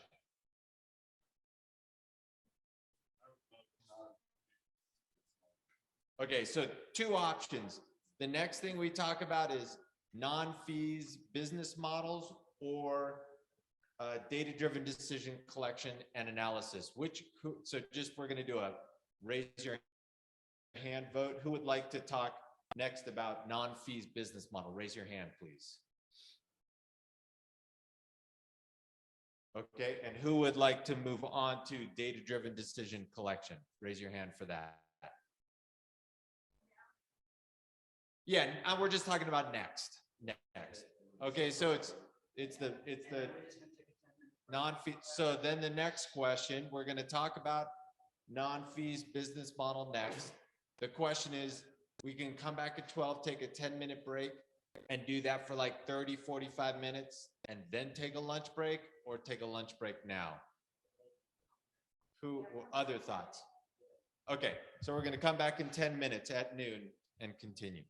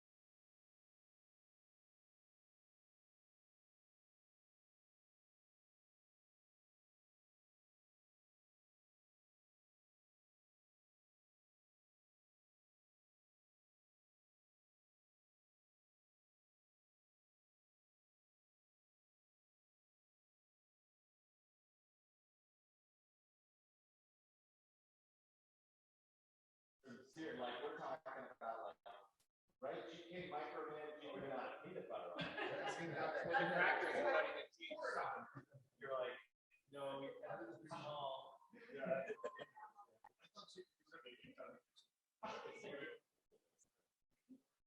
no way I would do that. You can self-select leave, but I'm like, oh, no, I was like, you were. Oh, I self-selected myself out.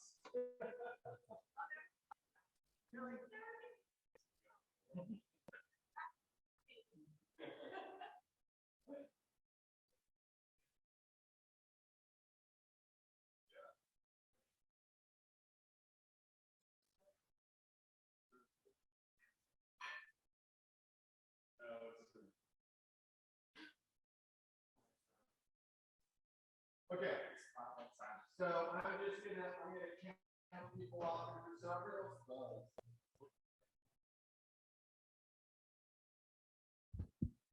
All right, so everyone cool with this idea of some breakout groups, talk about business model. We're talking like 15 minutes, right? We're not gonna do this forever. This is just to see what kind of ideas we can spark with each other. They don't need to be fully fledged out. You can present whatever, the beginnings of whatever thoughts you think is valuable coming out of it. And we'll do 4 groups of 4, 15 minutes, report out in like another 10 to 15 minutes. So that'll take 30 minutes, and then we'll break for lunch and come back and go into data-driven decision collection and analysis. Cool with everybody? Good experiment to try. I'm just going to count people off. I'm just going to go around and we're going to by 4. So 1, 2, 3, 4, 1, 2, 3, 4, 1, 2, 3, 4. GK, you're 1. DeFi, you're 2. There were 2 other people here. Oh yeah, Pasta Ghost. Oh, and T Wells. That's it. T Wells, you're 3, and Pasta's 4. No. All right. So you're free to find a room or a space wherever you want.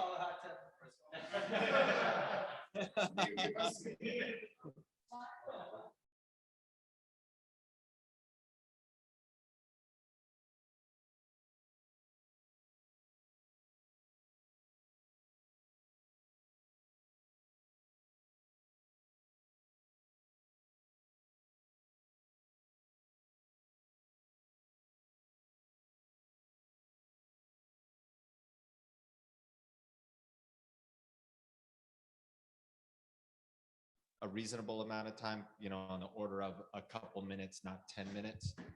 And bonus points if you first sing a song or make a noise or do a dance or something like that, just to.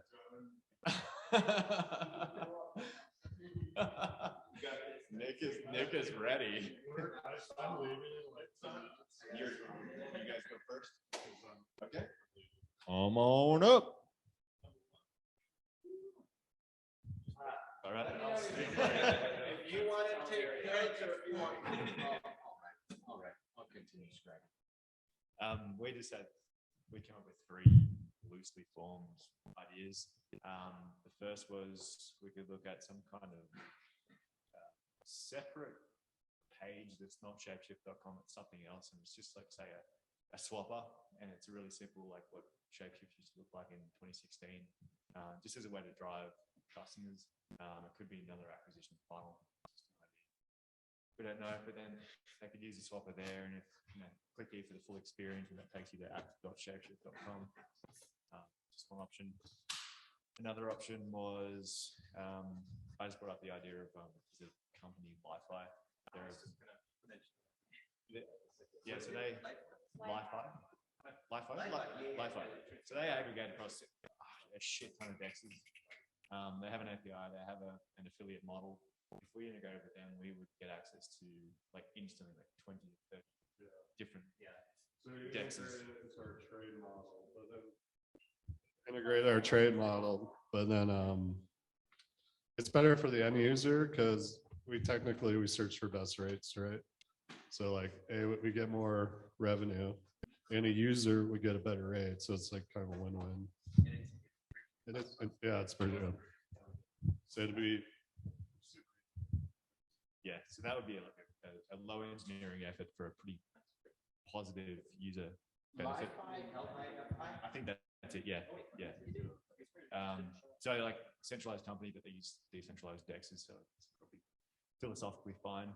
And the third idea was adding some kind of roundup button on the trade at the time, and that goes to ShapeShift. And yeah.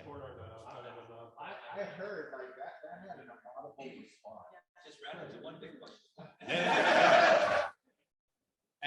And so that's on by default. And then you make it so that you kind of want the user to feel like a tick, I'm ticking that box and not supporting ShapeShift. You want it to kind of psychologically be, yeah, of course I'll help ShapeShift.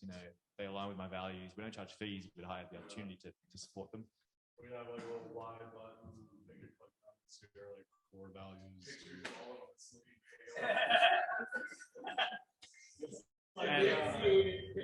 It's like the Wikipedia. Except that the friction is so low that they're already doing a trade. They're already paying gas. There's no extra cost to them except for the cost of whatever they're donating, 70 cents or whatever it is. I don't know. And maybe they get Fox in return. Sure. Feel like a dick if you turn it off. You're like, sure, I'll do it. That's interesting. It's almost just like an easy way to buy. Yeah, exactly. Sure. Yeah, and that could be the model, And it's 3 cents a box, man. They could be making 30 box on it. Yeah. So instead of donating, it could be.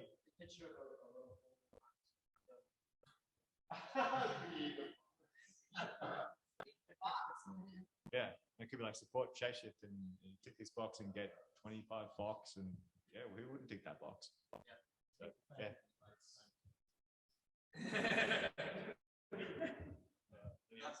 That was it. Go for it.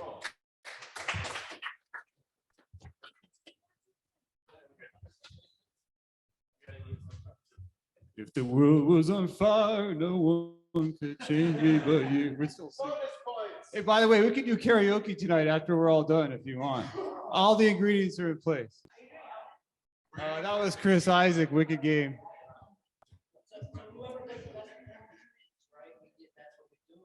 That sounds like pretty good. I wanted to make maybe a contrarian point to the roundup thing right now. How many of you have donated to round down, whatever? How many of you have donated to Wikipedia before? Wow, you were all very, very, very weird. Yeah, maybe you know your audience, I guess. Okay, maybe we should round down.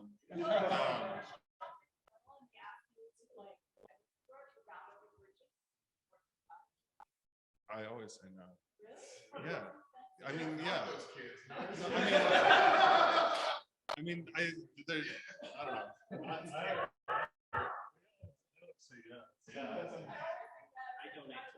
I just, you can say no. All right, go for it. Okay.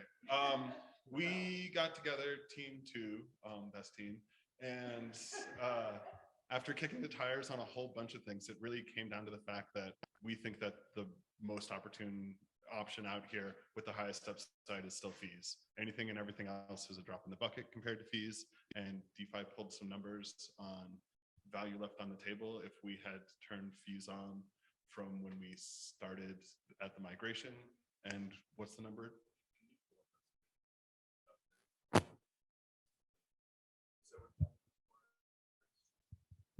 We've done 5.9 million volume now. Our smallest day was $1,800. Our largest day was $650K. If we turned on 45 basis point of fees, we've left $27,000 of revenue on the table. Sure. And that's right? Just launch. Yep. So I added this sheet to the link. You can play with it. I'm pulling more queries and linking to them, and we can mess around with the data and that's it. So I prefaced this discussion by saying I was really on the fence about this and didn't have a strong feeling one way or the other. Now that we've created a little bit of focus, specifically around Thorchain fees, a proposal to add the fees to just Thorchain, there it is. I feel much more strongly in favor of doing this for a few reasons. For one thing, this is kind of a low risk experiment if we did it. That we're generating some volume, and it's meaningful, it's measurable. It would, if we had these fees on, hypothetically, we could have been generating profits already. However, if everything shits the bed because of as a result of this, it's really no danger to the DAO, and presumably that volume might come back. If it didn't, we're not really, there's not a big cost to that.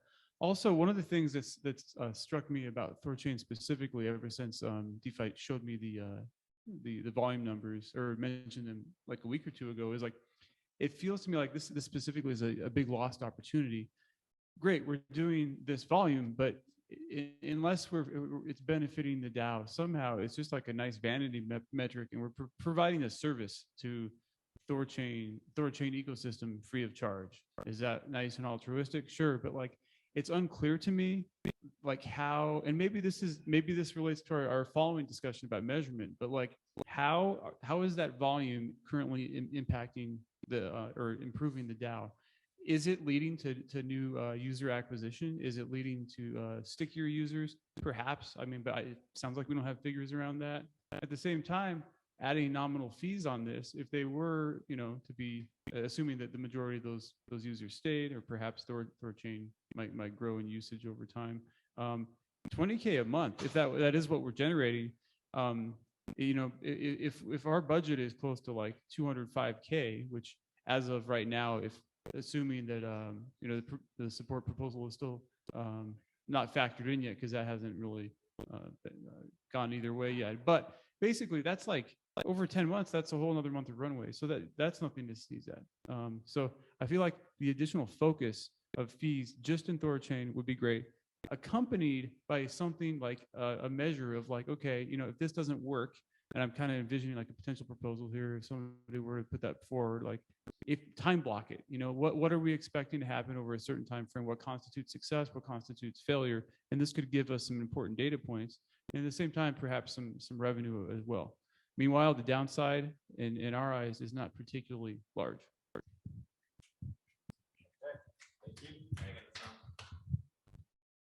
Yo, our name is ShapeShift. We all gonna make it. Fuck charging fees, cause that shit's basic.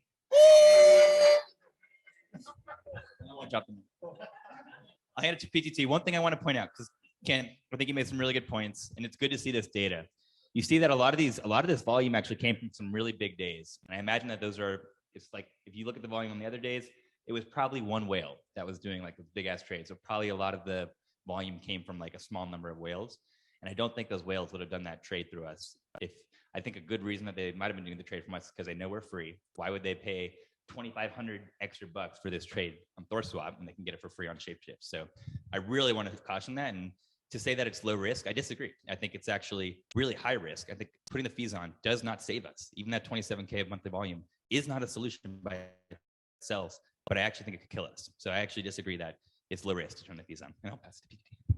All right, so I'm gonna preface this that not every one of these ideas had 100% in our group, so 100% support. So it was me, Willie Sco, T. Wells. So right before the break, I had mentioned leveraging partnerships and stuff in the pipeline that could happen and add fees. So one of the biggest ones right now, I think that we have available is Simple DeFi.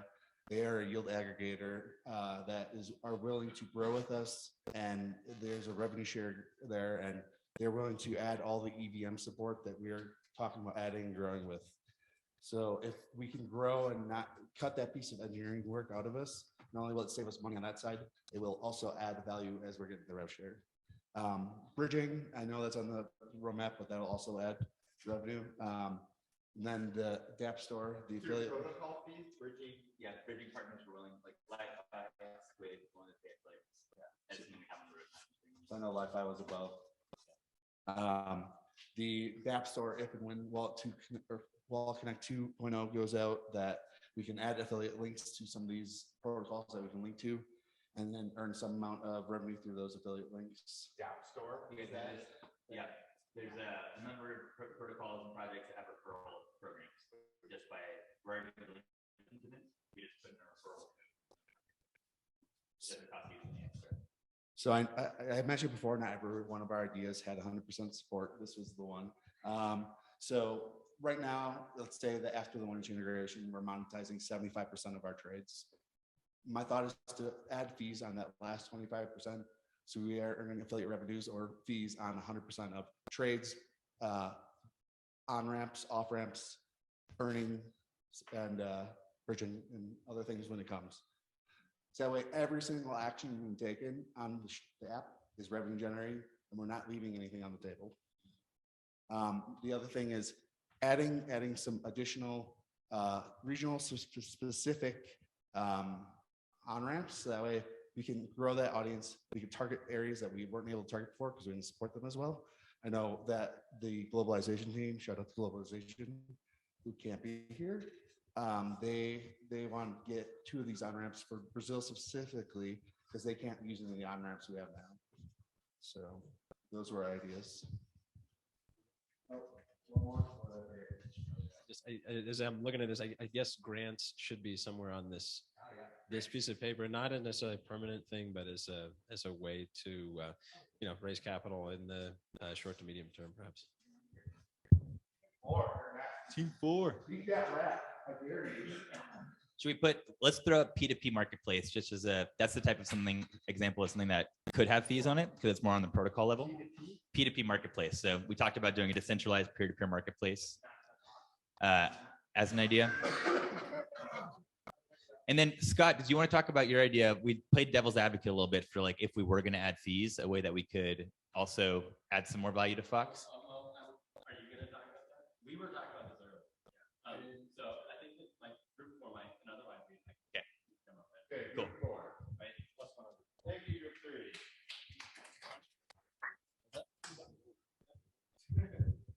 Most folks think that I'm not real. Because I'm half girl and I'm half seal. To see a girl living in the real world, and it's so hard to get by. Cause seals can't even cry. I'm done.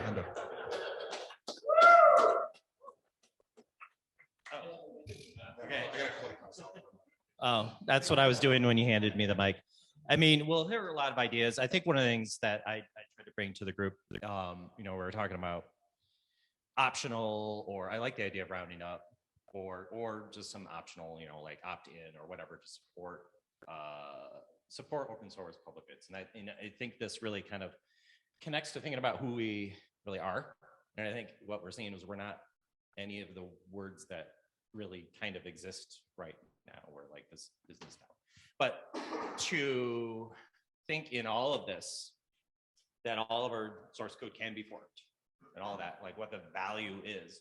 And I'm not making this point, this is a point that never was brought up a few times in the past, that a big portion of our product is the DAO itself, right? It's the community, it's the talent that we've got here. Anybody can fork our code, but they can't replicate the community building that we've done. So that brings value into people opting up on stuff like, rounding up or opting into donating for trade. Did that give you enough time to think through your? To wipe my. I can't sing another song. If you guys want to hear another. One of the things that I think it's worthwhile to mention and discuss a little bit is that we don't have to take the same business approach from now until we're all rich, until the DAO lives on the island formerly known as Epstein's. I think it's useful to talk about what might be in our best interest in the short term and what might be in our best interest in the long term. In this space, and in a way that's, I think, industry independent, right? There are a few different general approaches that have proven to be effective and not many others, right? So you hit it out of the park first try with something innovative, you pivot until you do, or you do something stable and really unsexy. So I don't think the third is really an option for us in this space. We haven't yet hit it out of the park despite a couple of tries. So I think we're stuck with option 2. That's going to take some time though, and we need to survive until then. And so something that I've been advocating for quite some time is taking on grants, taking as many grants as possible to try to lower our expenses. That'll give us time to innovate. It gives us a way to continuously deliver features, and these are likely features that we'd be paying for anyway. There are also some second order effects like co-marketing opportunities and things like that that might help us attract new users, retain the users that we do have. But I think maybe the most reliable path to incredible success here is to continuously pivot, do so as quickly as possible until we find a game changer that's not present anywhere else in the market that allows us to hit it out of the park. But until then, the most important thing is surviving. And I don't advocate what is effectively the agency model for any longer than is necessary. But I think in the short term, that might be a very effective way to keep us going, bring in some revenue, and reduce our expenses to something that's much more sustainable than what we have now. All right. Yeah, so we discussed a bit when there was like something that diverged a bit on like this like longer term business model, like rather like what is our product actually, and like why users use our product. And you had a very good point that like we have very low differentiator at the moment. Like all these things that we're discussing, like integrating X, Y, Z is great. We can integrate LifeHack, integrate anything, and it will give us like some more runway. But no, that's just delaying whatever that might happen. Like it will not bring us more users per se. And I really like this idea of like finding this one differentiator and doing it well. And I do agree that, and for instance, having an app that's fully accessible by anyone in the world, censored country, any country, app, UI, and nodes, dApps, everything accessible. Wallets, like MetaMask is not really accessible if you know these countries. So if you have everything that's accessible, That's one example of one killer feature that people will be like, oh wow, I want to use ShapeShift because that's the only one, the only app that does all this. So really like this idea. So that's like really going after the decentralized app kind of branding. That's just one example. Do something that you can't find anywhere else. Yeah. Basically just Well, I mean, that's, yeah, but the concrete example is this like get the most out of it. We are totally decentralized. Yeah. Correct. Yeah. I think, and to build on that a little bit, like examples, there was a conversation last night, like cow swap just enabled, being leverage buying and stuff like that. I think that presents a big opportunity where, in the environment right now with the centralized exchanges that normally do that, particularly very common, we can gravitate to that and grab that. And I know engineering would definitely have to speak on it, but it could be something that can differentiate us very quickly. Yes, CowSwap will do it as well, and has the ability to do it. But if we have that UI, UX, if we have that decentralization aspect of it, when it rolls around first quarter or whatever, and we're able to bring that to other global communities that cannot do it because they couldn't, I guess they could do it in centralized exchanges at some places, but at the same time, there is that push to leave those places. And now you can come to some place that's decentralized, has that capability. It provides a powerful tool for us. And I know I talked earlier, and I don't want to talk about too much more now because I said it enough times, but like that app thing where if you have, base built in, we have cow swaps. But if you want a little bit extra and you as an explorer of the crypto universe wants to do leverage buying and stuff like that, it's an additional, almost like, I hate to say the word premium, but an additional feature where you can turn on, and you can turn it on for a period of time, and then you utilize it for, test it out, feel it out, see how it goes. And if it doesn't something you like, you continue. If you don't, you turn it off. It expires and it goes away. I think there's a lot of features out there in the crypto world that people are exploring and learning, and they don't always need it all the time, but it's something that they might want to play around with. I mean, it's great to offer those things to everyone for free, but I think the value you build is that we're doing this for a purpose. We have a reason for this. We want to build a decentralized way for global communities to do this. We have an ethos. We know we stand by trying to accomplish these tasks, and I think people will, if they feel that that's important, will follow behind that and will be willing to pay for things like that versus, just give me everything and I'll be happy until I'm unhappy when something new and shiny, a set of keys are shined over here, and I just run away because that's free as well. I think we have to really build that value that provides that stickiness. And so are you saying premium features for a subscription charge for premium features? Yeah, so there's a freemium model. Yeah. And there's advanced levels of right, like that are controlled, in ways that, and then I mean, basically, like, we have validators, we have exposure, obviously, to validators right now.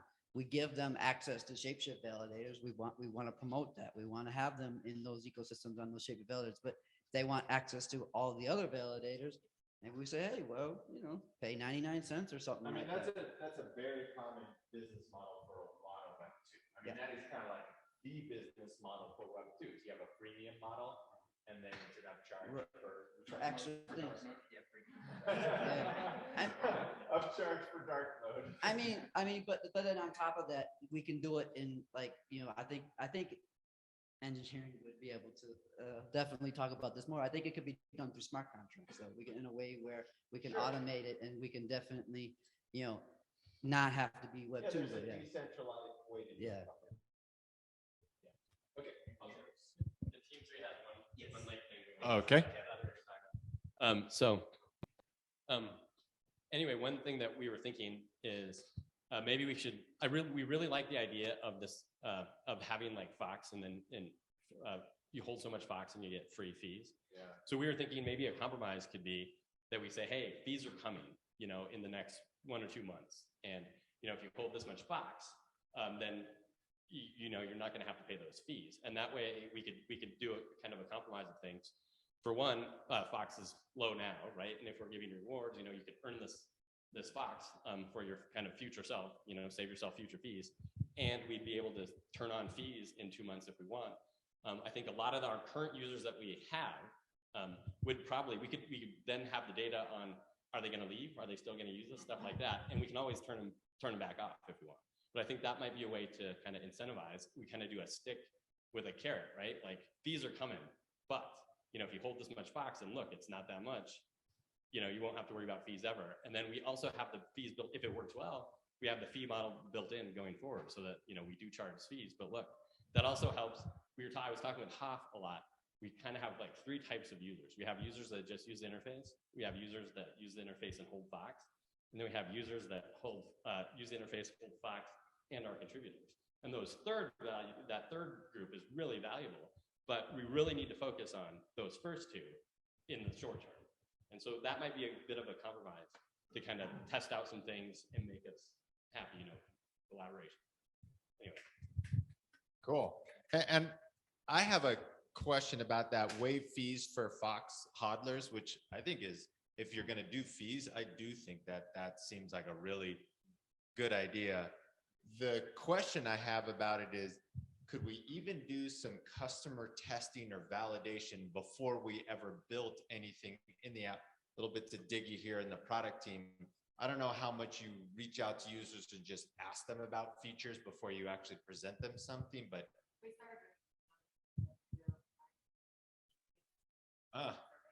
so that might be kind of interesting, like get their take on fees and then say, and what if, for holding a certain amount of Fox, the fees were waived? And it'd be curious to see how many customers would say, I would use the app less if there were fees. And then what if, you held a certain amount of Fox and fees were waived? And then they say, oh, well then I'd use it, just wouldn't change. HP had this precise idea in our conference, thinking about maybe presenting it like in line. We're talking about strictly platform.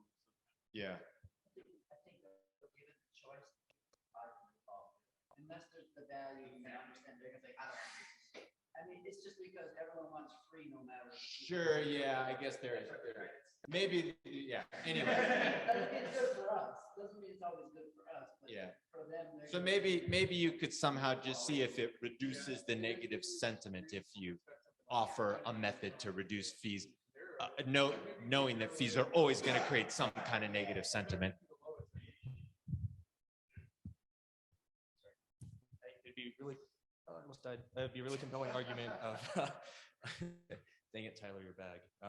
It'd be really compelling actually if, like, I'm just thinking specifically about how people can earn Fox through, almost being contributors or learning about ShapeShift, right?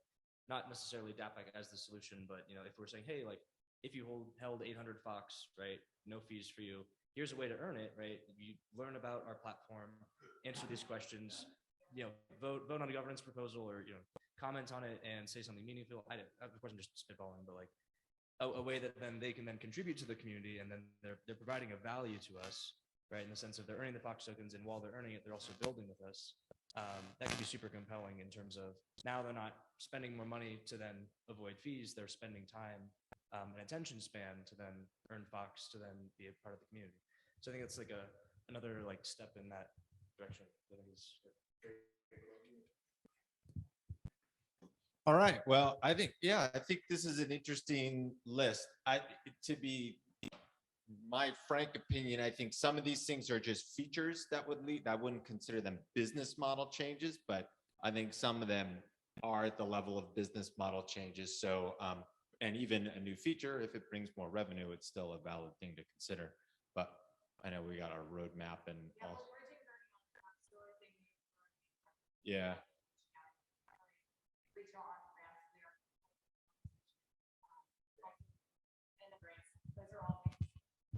Yeah, bridging, DApp Store, the regional on-ramps and grants, those are already things in flight. Oh yeah, so that separate swapper thing came out of a conversation Willie and H. Payne and I were having earlier. it was just an idea, like once Archeo goes live, taking our swapper, putting it and calling it like Archeo swap or something, but using just everything that we built, make a standalone swapper and put it on Archeo and make it like a separate DAO product offering with fees. Hey, just so you know, I just heard Willie say with fees.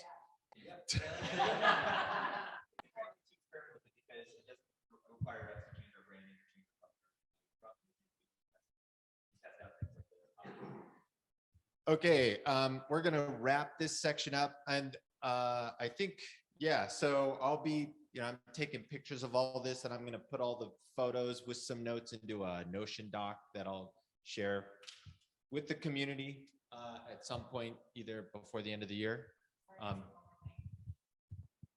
So the roundup idea too kind of spun off of another idea we were talking about earlier, which was just opting in. So like there could be a fee on the trade, and the user could potentially, like, they could see that it's there, and then they could maybe like hire or move it around based on like what they're willing to donate. So kind of like a donate amount, but based on like the BIPs essentially. It's kind of like when you make an auction for a NAR and you say how much to the founder and how much to the treasurer. And this is what Give It did. Give It is still an open source public good. They're still free, but they're able to. I think Give It might even make more revenues on donation. Yeah. That really does. The one thing that's really interesting in just a sec, H, about that is this. I don't know if maybe, I'm not in the conversation as much, but I hadn't really caught on to this idea of branding ourselves as a public good, that we're decentralized, open source. Yeah, it seems like there could be something to that. Yeah. I mean, it's interesting.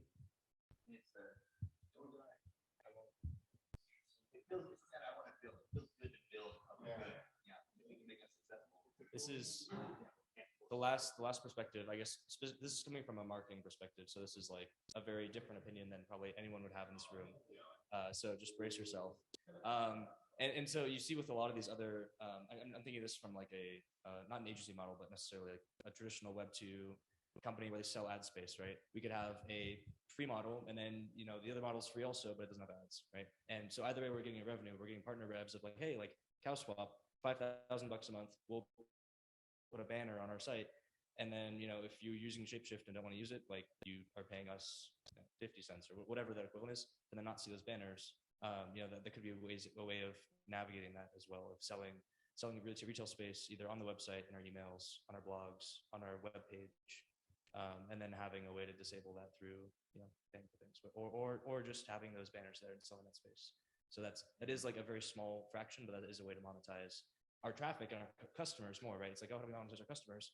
Like, we have their attention, right? We sell their attention, and we sell that mind space we share with our partners and our brands. Owning Fox, you don't see the ads, right? Yeah, you hold Fox, don't see the ads, right? That's like just riffing on that. to that point, H-Fame, I think ads are a really interesting thing, and it just kind of shows just the possibilities. Like, we have users, there's a lot of different ways we can monetize them beyond fees. So I think ads are a really good point.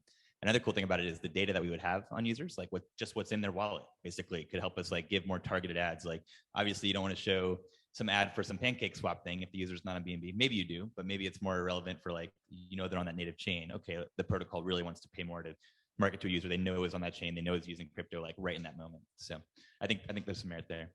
Just one thing I want to say, it'll take 30 seconds, is that I've come around a little bit. And I think one thing that we were talking about with Diggy earlier was like potentially moving the Fox rewards up a little bit on the roadmap. So we had talked about like 6 months is kind of where we currently had them.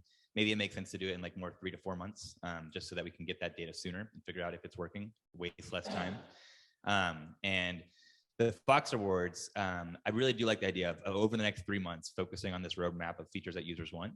And building the Fox rewards. And I just want to note that it does seem like there's a lot of support that if we are going to do fees, let's give users Fox to like offset that, give them ownership, make it feel better. We would be able to use that exact same Fox rewards implementation if we had fees, or if we're doing it with affiliate revenues, basically. So That's why like I've come around. Maybe a good compromise is like 3 months. Let's not just focus on fees. Let's focus on features that users want. See if we can attract more users, which we need anyways. Do the Fox rewards in like 3 to 4 months. See if that's working. If it doesn't, then we've got the piece already to be able to do fees in a more elegant way than just slapping them on. So.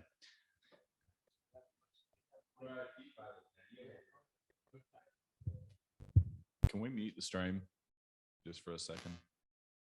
We can. I just don't want this record.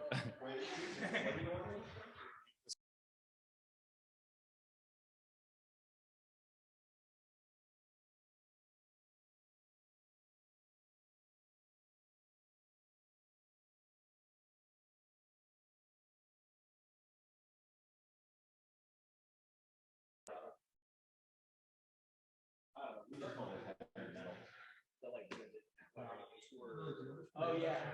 I cannot remember the album that came out, but like the cover of the album has like a machine on it. Some kind of yeah, we will have to pull up. Razor blade. All right. Well,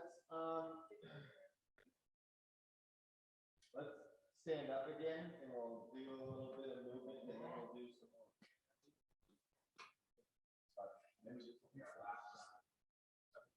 Okay. Okay.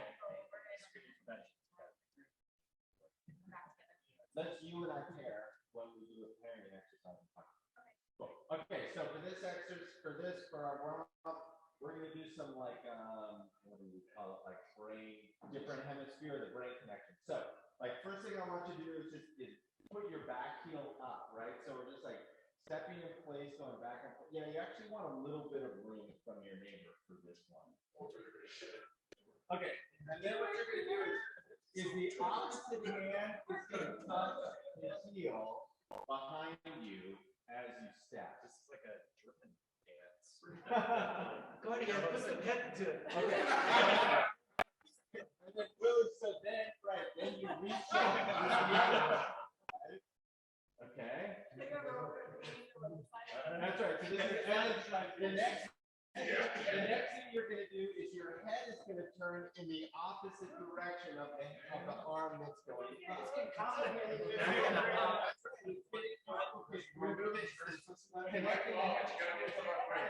But yeah, whatever way you look, you move your eyes in the opposite direction. So your eyes are always like looking towards the center. And then the last thing we're going to do is you stick out your tongue in the same direction as your head. And in the opposite direction of your eyes. This is all on Zoom. Here we are. All the blocks moving. So blocks. That was a brain exercise.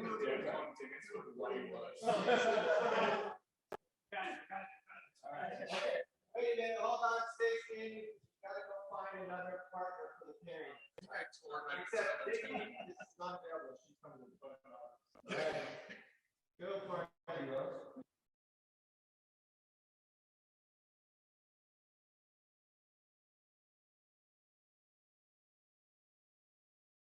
All right, everybody.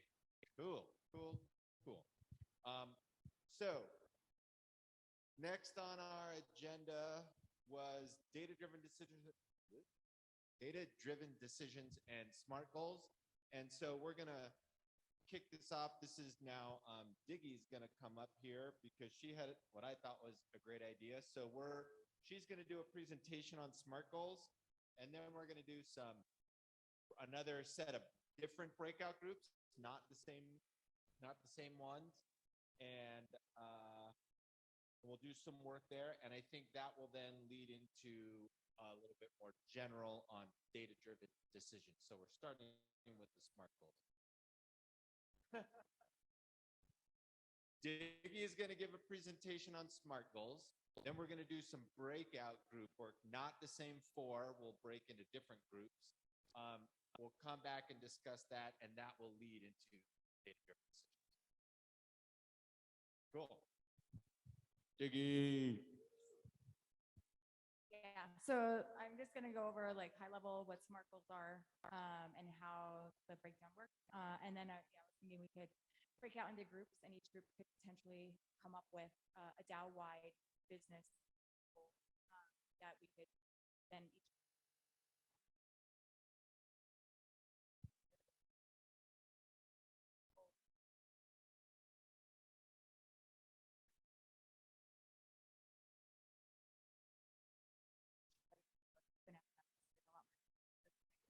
I'm new to SMART goals, but yeah.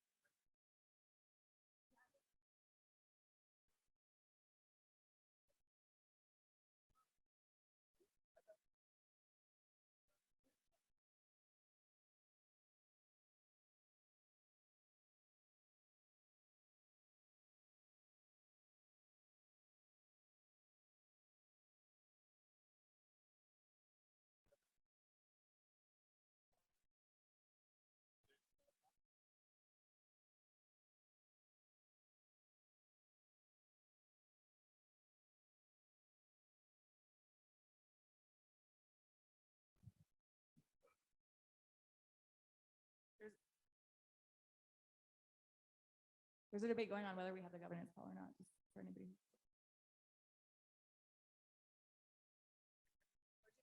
People on Zoom can't hear.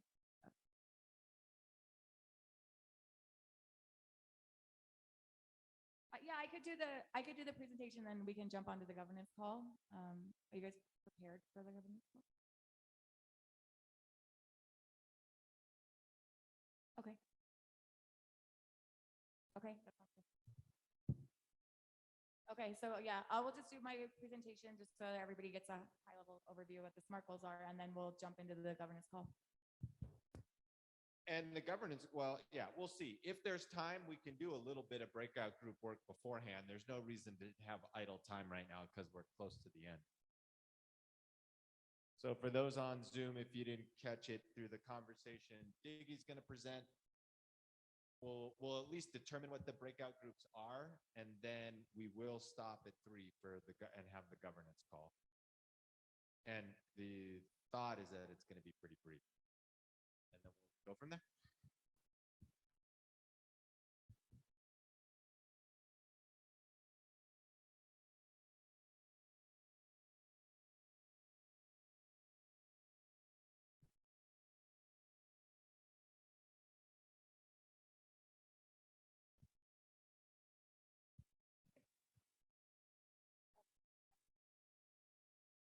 I will. I'm on the Zoom.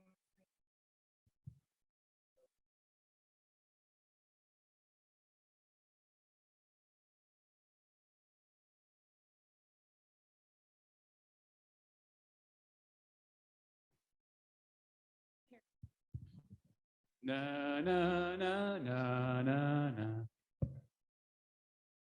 I'm the man in the box. Ah.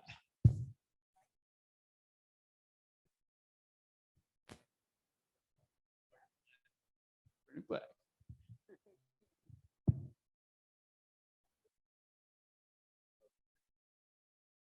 Ongoing sound check. 1, 2, 3. I'm gonna rap. Oh yeah, that'll be fun.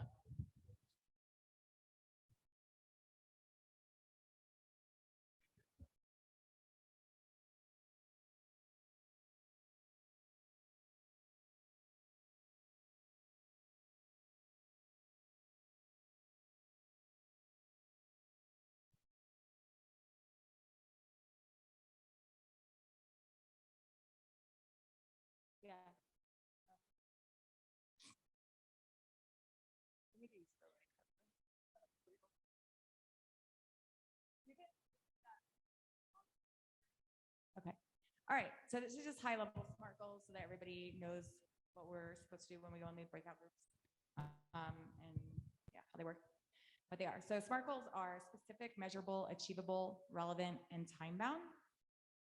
So to dive into this a little bit more, specific is what would be accomplished, what actions would we take? Measurable, what data will be used to measure the goal? For example, how much, how well? Achievable, is the goal doable? Do we have the necessary skills and resources to achieve the goal? And then relevant, how does the goal align with our broader goals and why is the result important? And then time bound, what is the time frame that we're giving ourselves to accomplish this goal? So diving into this a little bit more, SMART goals are meant to address all of our major responsibilities. The goals are intended to focus attention and resources on what is most important so that we can be successful in achieving our priorities. Sorry, this is resources. SMART goals are goals for our day-to-day. So common types of goals are to increase something, make something, improve something, reduce something, save something. So going in a little bit more specific. So in order for a goal to be effective, it needs to be specific. So this would answer questions like what needs to be accomplished, who's responsible for it, why, what steps need to be taken to achieve it. And then measurable. Specific, I always have a hard time saying whatever, is a solid start, but quantifying your goals, making sure they're measurable makes it easier to track the progress and know when you've reached the finish line. So let's say we want to grow the number of our mobile app users, but by how much? A measurable goal should address questions such as how much, how many, and how do we measure it? And then achievable. So this is the point in the process when you should give yourself a serious reality check. Goals should be realistic, not pedestals from which you inevitably tumble. Is our goal objective? Is our objective something we can reasonably accomplish? And then how can we accomplish this goal? How realistic is the goal based on other constraints, such as financial factors, and do we have the resources? And then relevant, and this is where we need to think about the big picture. Why are we setting this goal? How does this align with our broader goals? Is this the right time? Does this match other efforts and needs? And then time bound, what's our horizon, our time horizon? So when will we start creating and implementing the tasks we've identified? When will we finish? SMART goals should have time-related parameters built in so everybody knows how to stay on track within a designated time frame. Okay, so examples. Here's an example. Increase website traffic 25% by December 2022. Specific, to increase the number of visitors that come to our site by 25%. Measurable, increase our annual visitors from 100,000 to 125,000. Achievable, our inbound marketing team has solid social media and content creation strategies in place. We can hire additional experts as needed to increase our visibility and our website traffic. Relevant, the more traffic we have, the more money we make to, and the larger our reach. And then we want to accomplish this goal by December 2022. This is just an example, not one that we should use. And then, so this is there's a template here that I pasted. So I'm happy to share this around, or if anybody I could. But basically, it can help us as we're formulating these, just to make sure we're hitting each of the specific steps of the SMART goal. So this is just a format that we can follow. No, that's it. Yeah, so the thing, yeah, thank you, Diggy. The thing that I want to point out about this, right, we talked about, hey, could we come up with like 2 or 3 or 4 goals per breakout group? Well, I'd say, yes, you can. They need to be smart, like you need to list out how this is specific, measurable, achievable, relevant, and time, right? So it's not going to be, hey, let's do this. It's not good enough. That's the hope. So I think you could still do more than one, but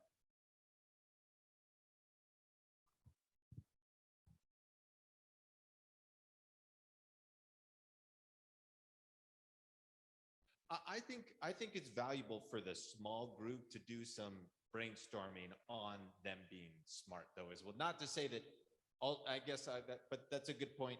Don't think that just because you couldn't come up with all of these, that means you shouldn't present it, right? If it's just the beginning of a SMART goal, I think it's still worth discussing if you like what you have well enough. Okay, so what time is it now? Still got 15 minutes. See, we got actually plenty of time until the governance call. So let's see. See how it winds up if we try to group together by birthday. If your birthday's in the first quarter, can you just come stand over here? If your birthday's in the second quarter, just stand over here. I just want to see if we're going to be even, if we're going to go into relevant, the right number of groups. Third quarter and fourth quarter. First quarter means January, February, or March. Third quarter's over here.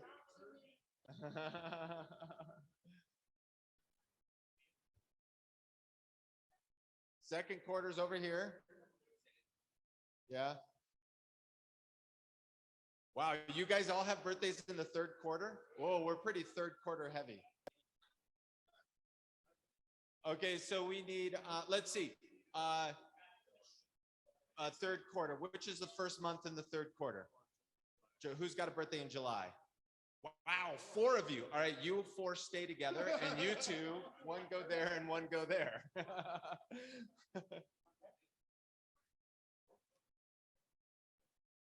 Okay, so that's the groups. You have until the governance call to figure out and brainstorm about some SMART goals, DAO-wide SMART goals. Yeah, I sound way louder than I did before.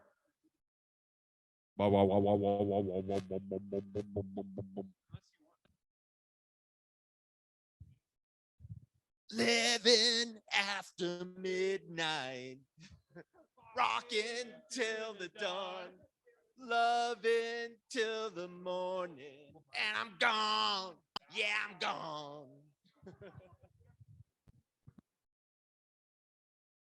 gone. Can you hear me? Can you hear me? Okay, so yeah, this is ideation post SCP-115. I think you said it was 119, but yeah. Anyway, I talked about it the last 2 weeks here, and like you mentioned, there's kind of competing or conflicting proposals. I believe Tyler's is SCP-117.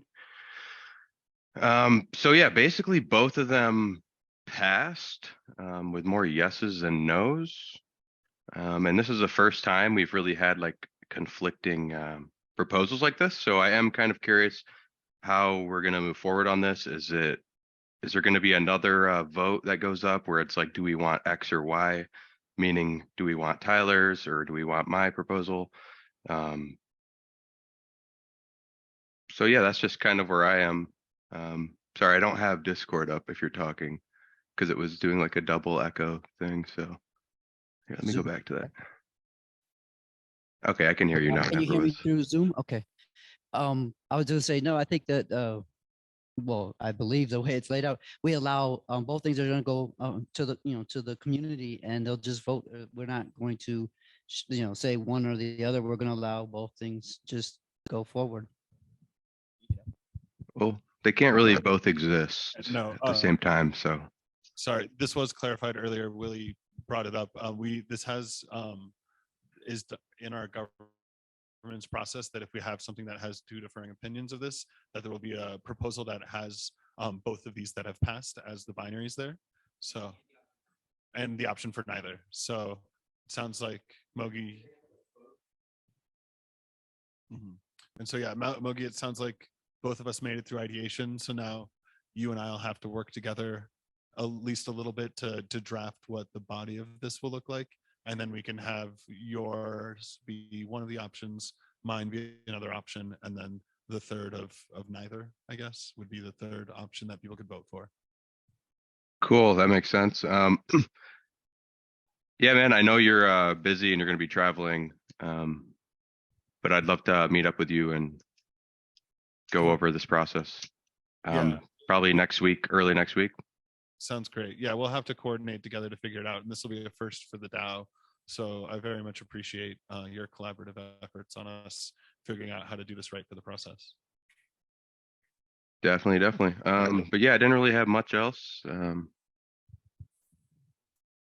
Yeah, thanks for the time, Nevertheless. Oh, no worries. I wish you were out here with us. I guess I'll give some time here to Tyler to talk a little bit as well. Yeah, I'll try not to waste too much time. We're all kind of in the same room together. Most of us are.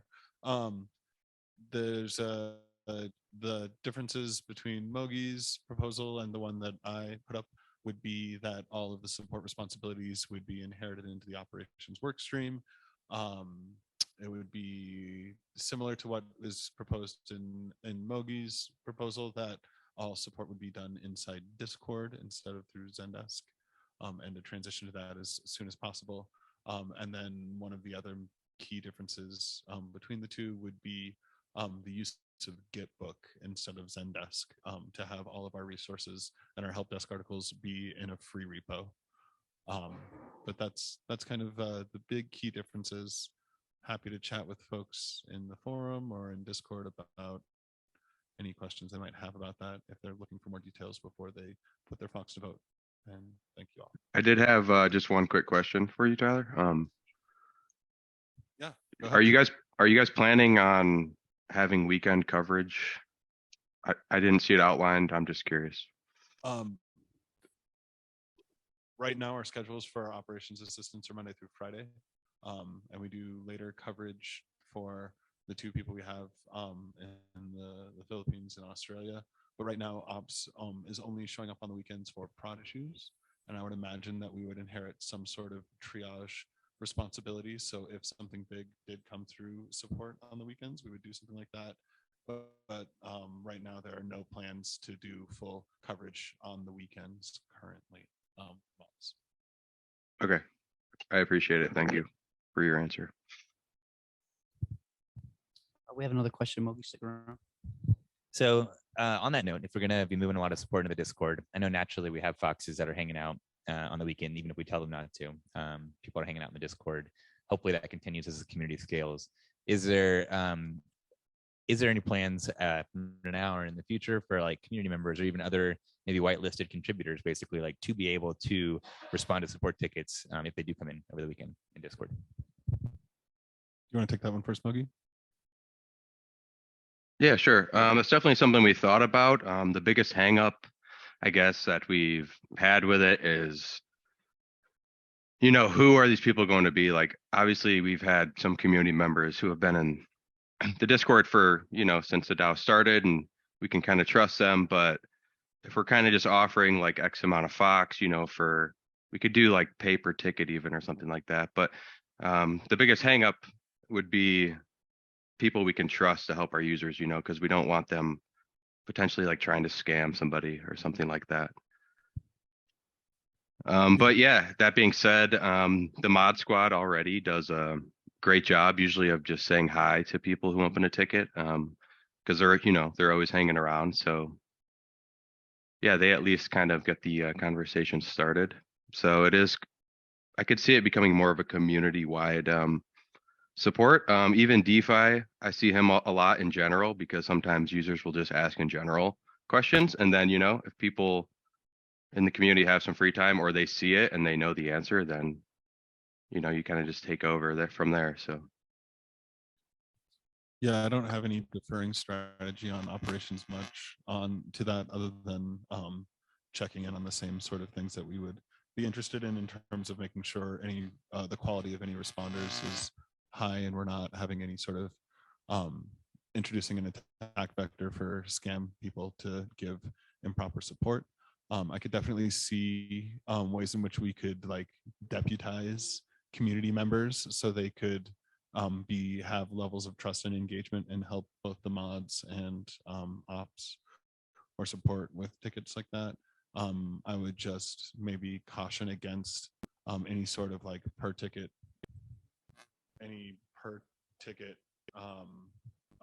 model payment. It kind of can get a little slippery and is prone to civil attacks.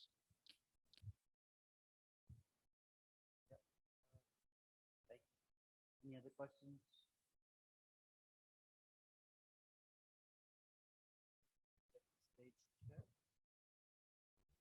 This is a little softer for you guys, not making your ears bleed.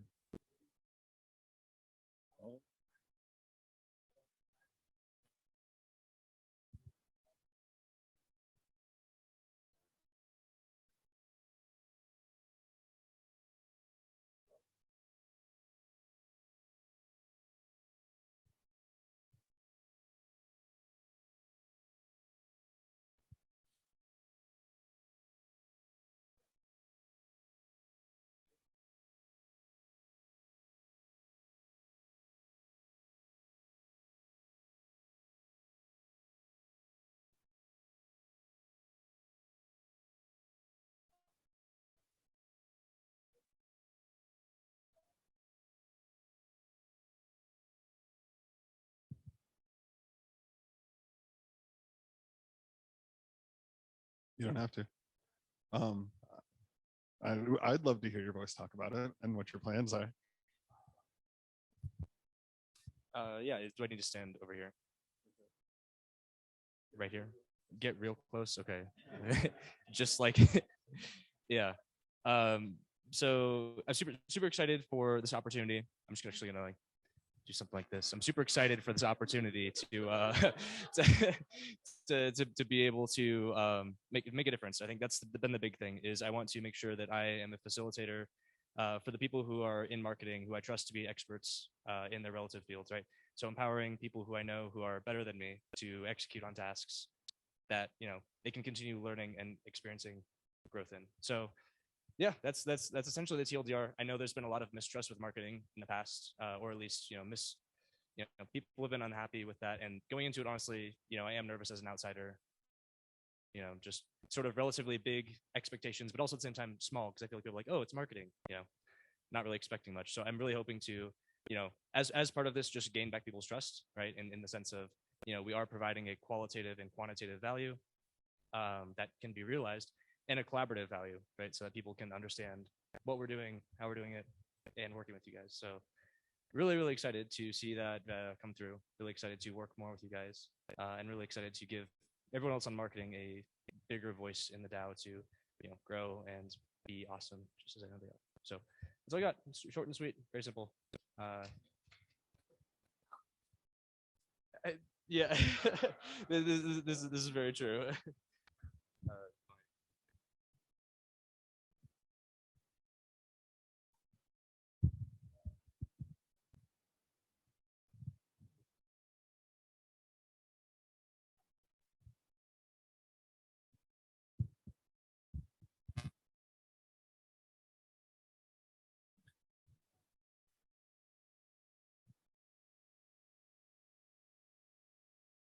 Vote yes for this one. Hopefully not too controversial of a proposal. There's a deadline on this one. We had talked a little bit this past week about using this as a first opportunity to test out the SafeSnap integration. So keep an eye out. I think this is going to likely pass ideation. The only drawback is the smart contract risk, and these contracts have all been audited, and many large DAOs have already claimed. So I really think there's no reason not to do this one. And keep an eye out for the actual transactions to be included with the proposal when it goes up for official vote.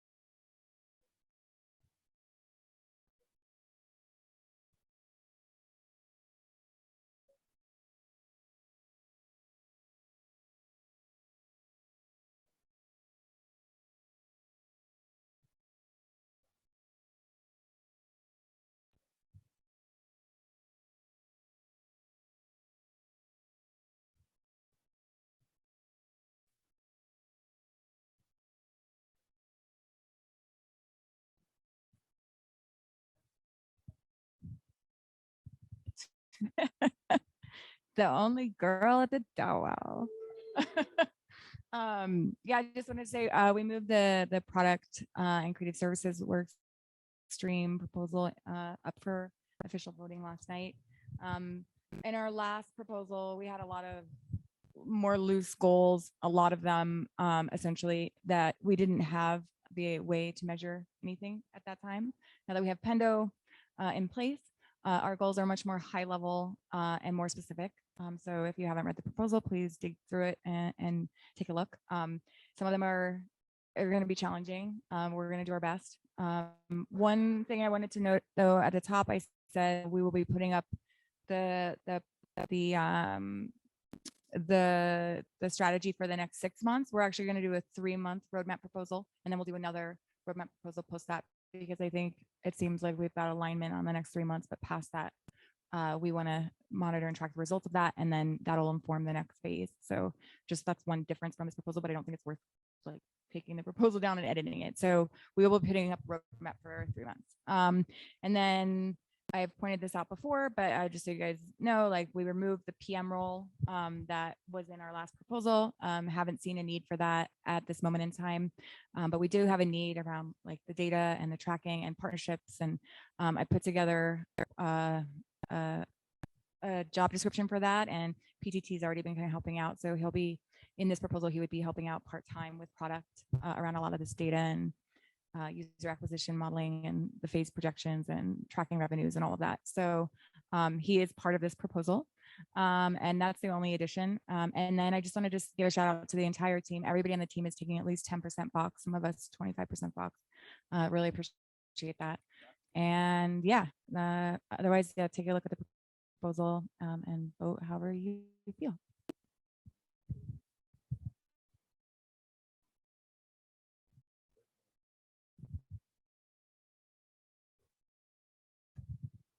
All right. Do we need a quick break before we come back and start talking SMART goals? Yeah, seemed like that. Yeah. Do you need more time in the breakout groups? I think actually we'll just say no to that, and we'll just come back and you'll present what you've got. All right. Time is 3:36. So let's make it a quick one. Let's meet back at 3:45. So this is just like, get a drink if you need it, use the bathroom, back in 9 minutes. Which quarterly birthday group is going first?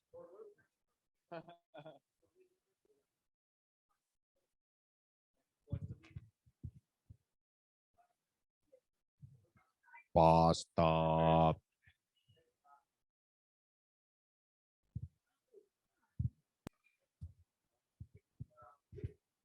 You want to take this way? Go. Okay. Yeah.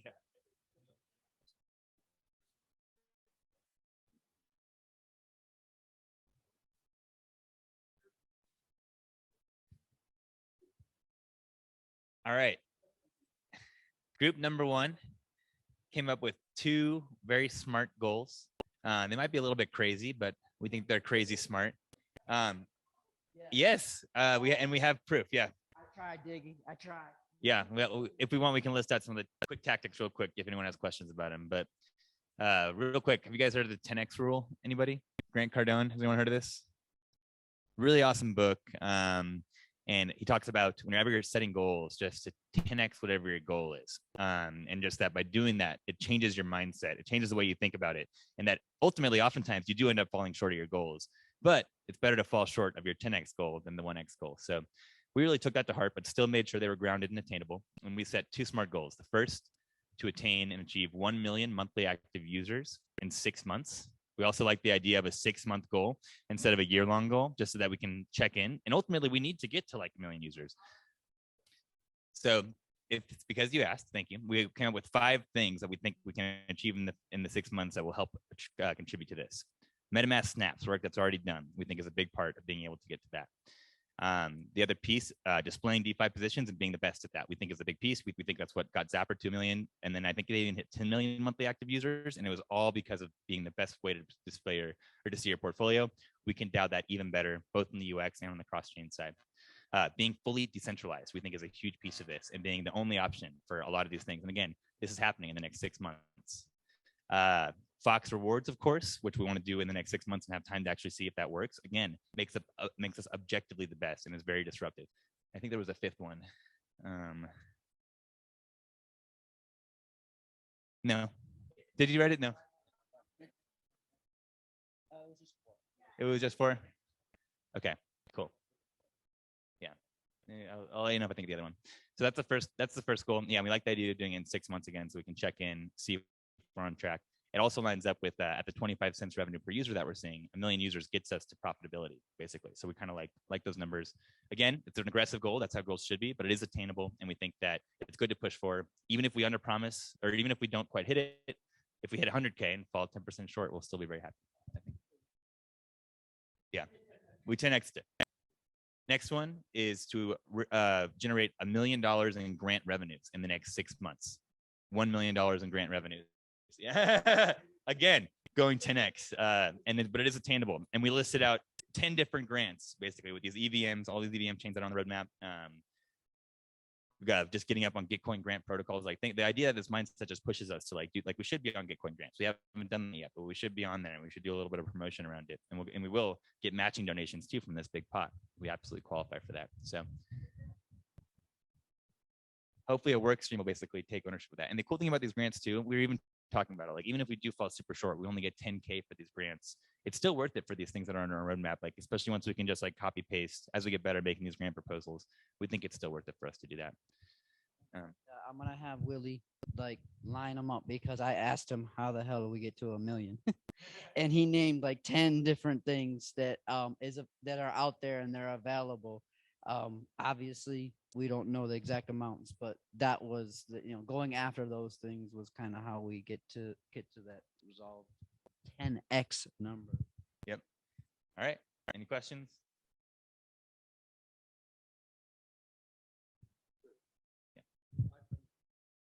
People are probably aware that like there are these clear pitfalls we won't get into now, but there are businesses that just do grants as a business, and like in the more traditional space, whether it's academia or elsewhere. And so like seeing a work stream that is just grants dedicated for a specific period of time would make a lot of sense. But it would definitely to like achieve that number obviously requires a dedicated staff doing that thing. It seems like, yeah, that's just my. Yeah, again, we think that seems like compared to putting fees on and stuff, that seems like one of the best revenue opportunities available to us. And another reason we like it too is that if we are seeing some consensus around giving it like 6 months, if we can't make it work without fees, then we're going to do fees.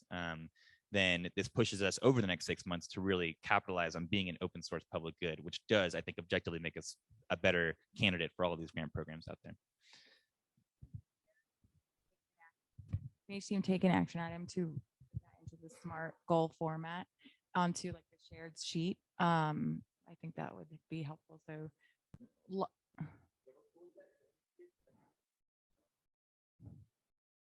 yeah, but each thing like achievable, like how are you going to achieve it? You're saying a work stream is going to take ownership. Who's going to take which work? Huh?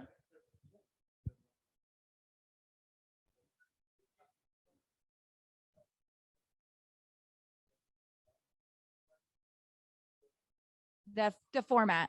Yeah, exactly. That way we just have it listed out.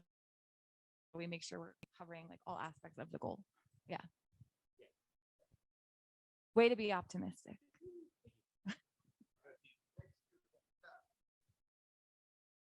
Q2. Born in Q2.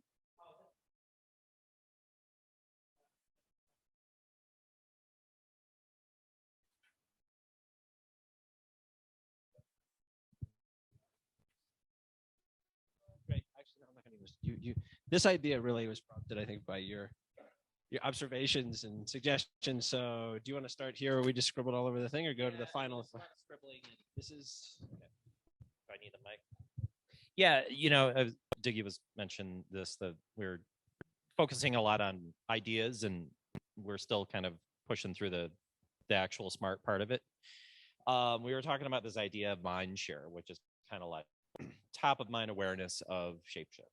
And we have some work to do here because our observations, just in person meeting, talking to people like at ETH Denver, you either have people that know everything about ShapeShift or they know absolutely nothing about ShapeShift. So we started brainstorming about what are the components that drive mindshare, drive awareness of that. Obviously, it's things like social media, but again, that's still people that have found us and purposely subscribe to us. So email, press releases. So as we get into other things that are more out in the wild for people to discover, I think this is where we'll probably drill down and get some specific SMART goals in terms of press releases or blogs or IRL events. In fact, we're literally just talking about this, like, as silly as it might sound, it might be great at ETH Denver to just get out there and talk to as many people as possible and just start logging like how many people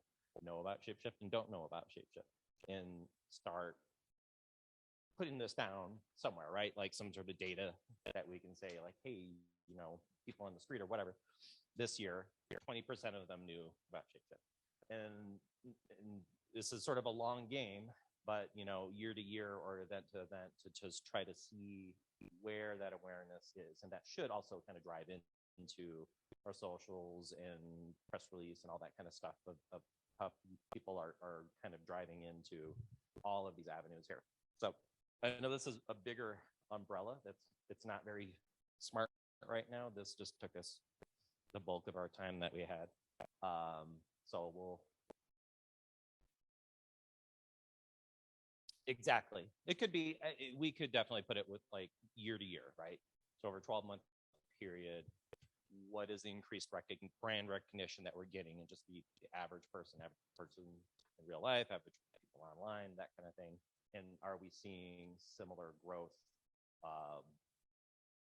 in other areas, right? Socials, YouTube, Twitter, etc.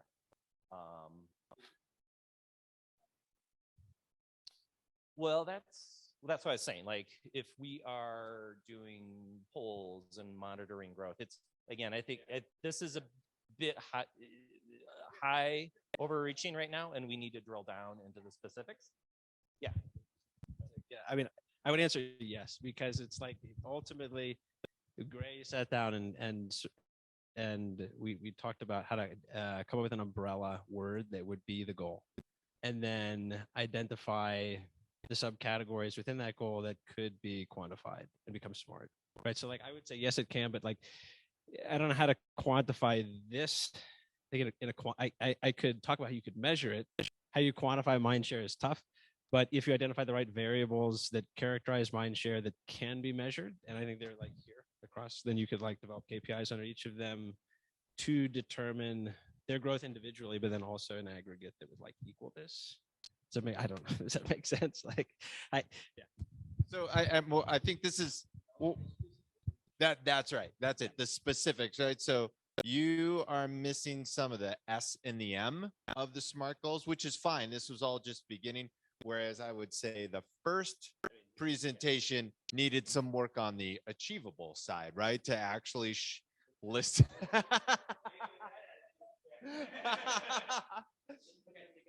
Yeah. But that's great. So they would coincide.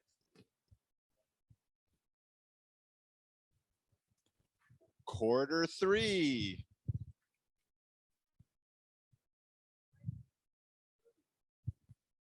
Consisting solely of July birthdays.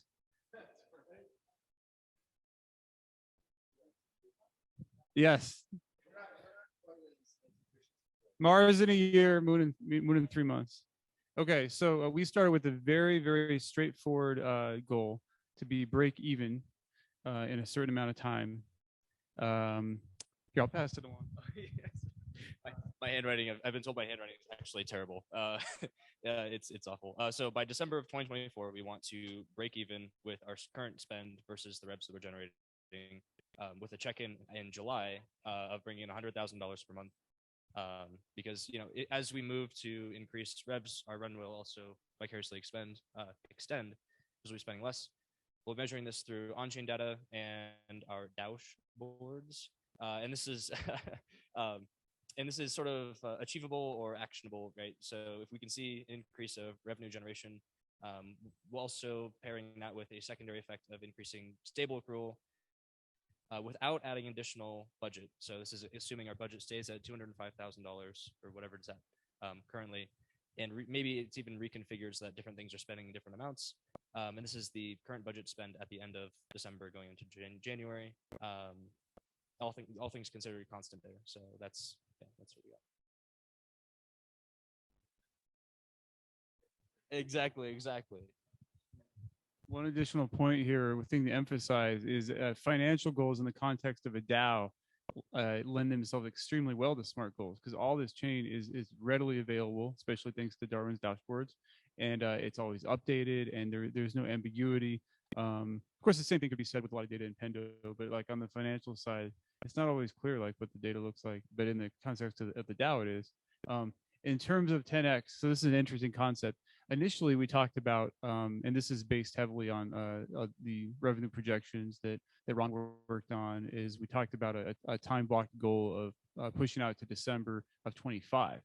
So that was kind of based on conservative estimates.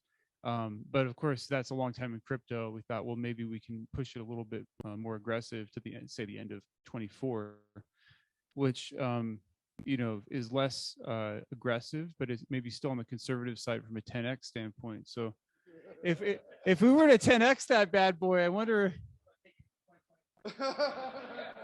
So I think like realistically, if the DAO makes some smart moves, we could like within like 6 to 8 months, especially with some cooperation from the market.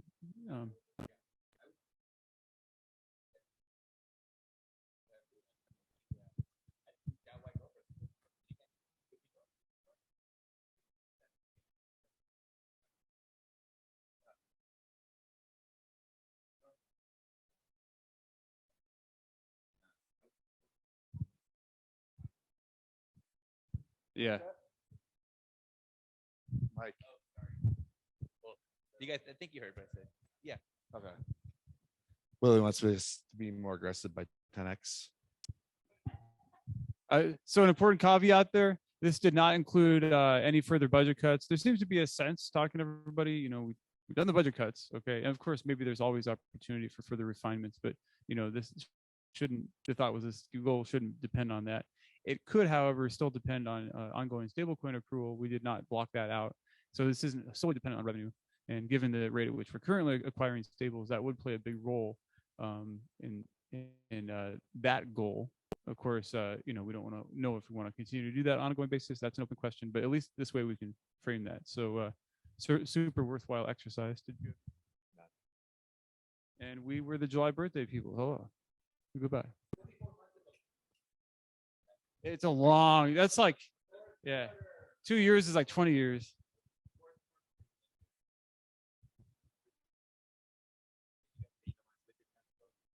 Oh, you mean like, I'd have to, yeah.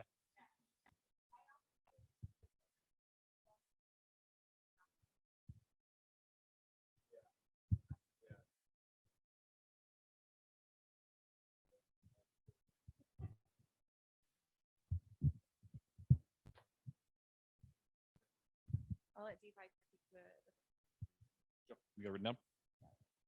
All right. The first one that I want to propose is have Osmo fully complete in production by mid-January with LP and keep key support working. So I'm willing to lend all of engineering resources at no cost to Osmo, work with Pastor if that means the firmware stuff, if you work on that and we do the LP, like we can figure out the details, but work with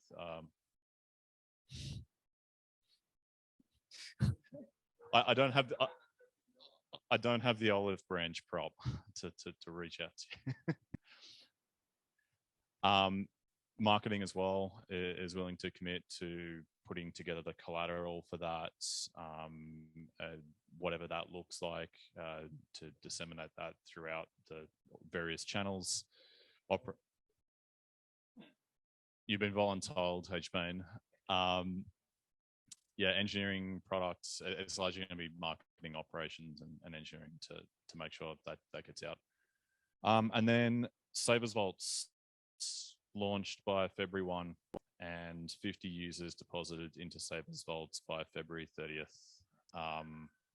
Another cross work stream type thing where all of the work streams can commit to that, whether that's Beard's help, operations help with marketing, the engineering that's got to be done for that. 50 deposits, Feb 30. Yep.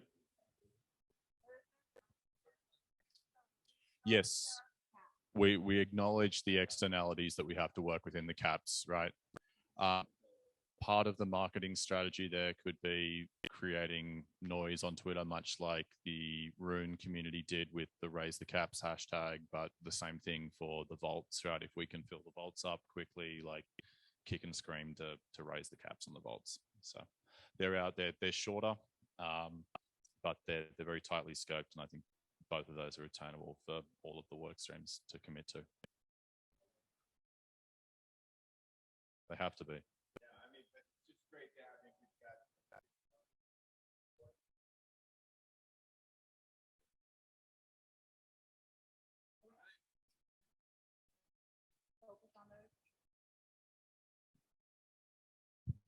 Okay, thank you, quarter birthday groups. And the energy has seriously waned in the room. So I just want to look at this, and we're just going to take note of what we didn't get to. We're going to do a closing circle, and that's going to be the end of the first annual DAO WOW. And so, but let's just do just a really quick review, right? Okay, so we got here on Tuesday morning.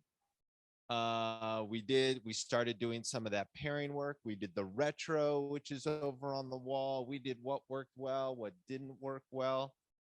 That took us to lunch. Then we came back from lunch and we had Willie talking about the vision. Then we had Kent talking about strategy and walked us through the SWOT analysis here. What happened after that on Monday?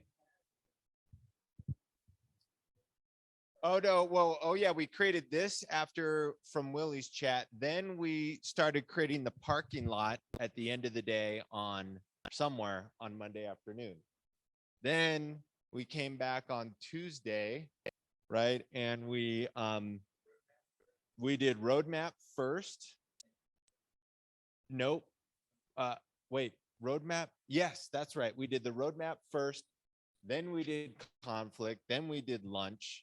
Then we came back and we voted on the rest of the agenda. That was yesterday, right after lunch. And then we decided to do decentralization first, and we started talking about the app stuff over here. Oh, CFO Scott on Monday. Yes, ended Monday. All right, now we're back to Tuesday afternoon. Decentralization, talked about the app. Then there was a discussion about org and governance and more of that stuff. That was end of day yesterday. All this is peppered with our nice pairing exercise that we did and some stretching. And then we came and some partying. Then we came back today, this morning. Look how fast we already got to this morning. And we did some more pairing work. And then we jumped into, what do we do? Biz model. That's right. We did the business model and we talked about fees first for a while. Then we talked about breakout group and did some work besides fees. Created this artifact over here. Then we had lunch, I think. Then we had lunch and we came back and started talking about SMART goals. Yeah, and data-driven decision. We didn't even get there. Man, we didn't even get that far. Okay, well, hopefully talking about the measurableness of the SMART goals going forward is gonna lead to some data-driven decision topics. Things we didn't get to was this bounty process and external contributors. So, right, we took a picture of this. I'm gonna post that so there's room for follow-up on some of this stuff. Everyone's gonna be doing templates for the SMART goals.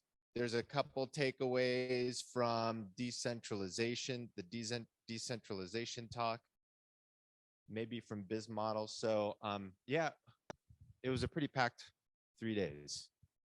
It's a pretty packed 3 days. Yeah.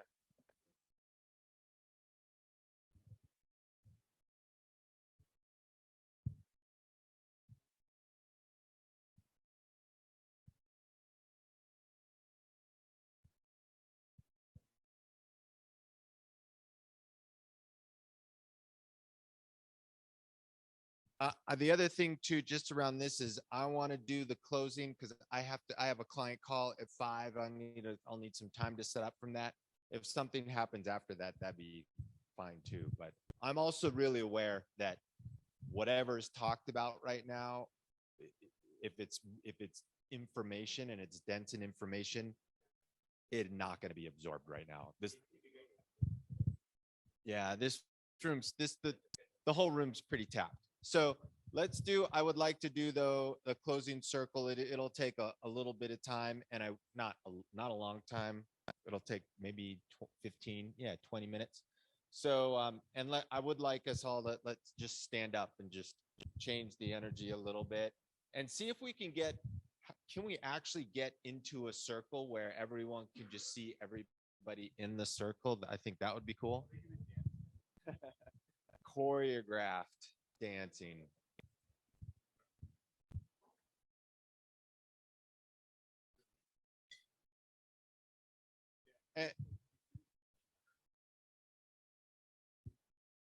And I just want to, we're going to pass the mic around. It doesn't even have to go around in the circle, although we have a mic, it might be easier.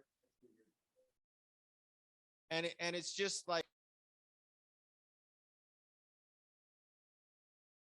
with everyone else, like the webs here just got so much stronger. And I feel so bad for our friends that couldn't make it here, but we know you're here in spirit. We love y'all too. And I have no doubt we'll be back here next year. And in fact, already right now with our stable runway, we're going to be here next year. We'll either be figuring out what to do as we're running out of stables, or I don't think we'll be there. I think we will have a bigger group. And I really wanted to push us all to think about, like, just imagine where we'll be in a year, what the app will look like.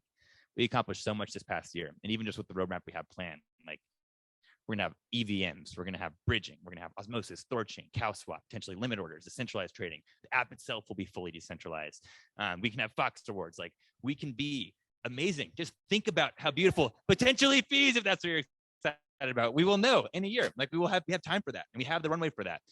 And the people around here, like, I'm more bullish than I've ever been, because just this team, the quality of this, like, and what we've already accomplished, we've gotten so lean, and we now have a year of runway together to execute on this.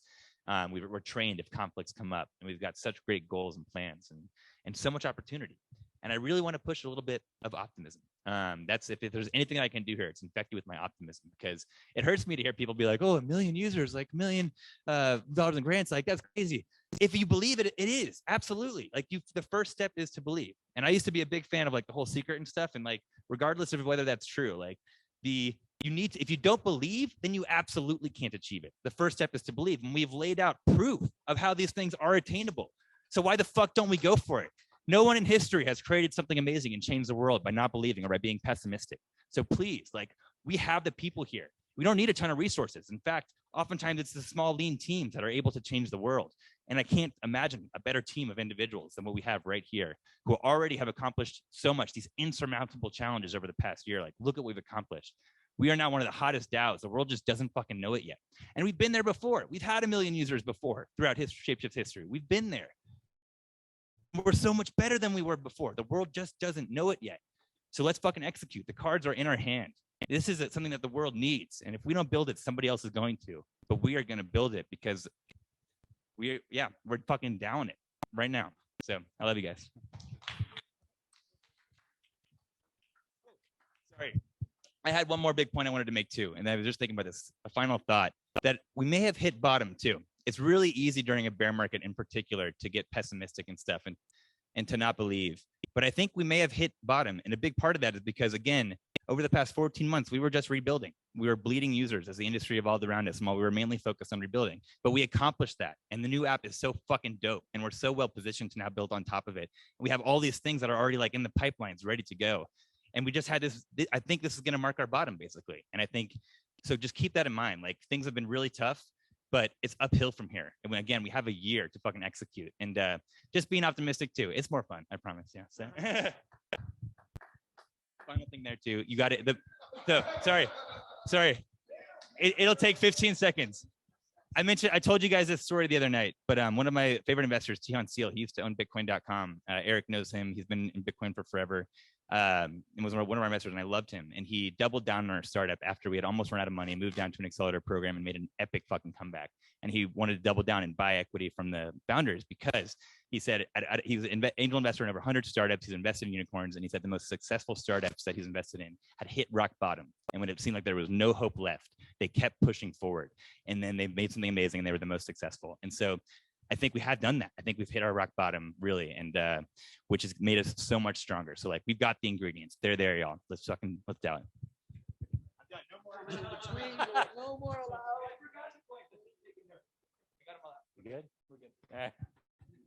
Yeah. How do I follow that? I can't. So you know, the one thing I was thinking about is, you know, my previous companies are years we were remote. We always did these retreats like this, and they're absolutely necessary because it really changes the dynamic of the conversations and relationships you have remotely once you smoked weed and talked about cars and played pool, jumped in a pool together and all that kind of stuff. And definitely nothing. Yeah. So it absolutely changes the dynamic of the relationships you have remotely when you get together and have these things. And I think I've met most of you. There's a couple that are new faces, so it's just good to do. I don't have much to add that hasn't already been said, but it's just something to think about as you take back that you're going to notice that your chats, your DMs, your meetings and stuff like that. If you haven't met these people in person, that it's going to change, and it's going to change in a really good way.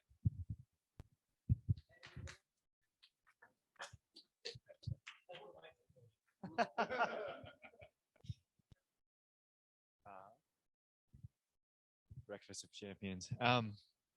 My takeaways have really been that yes, like we have a lot of work to do. We have a lot of things ahead of us to get through and things to do. But I really enjoyed meeting new people and forming and improving relationships with people here.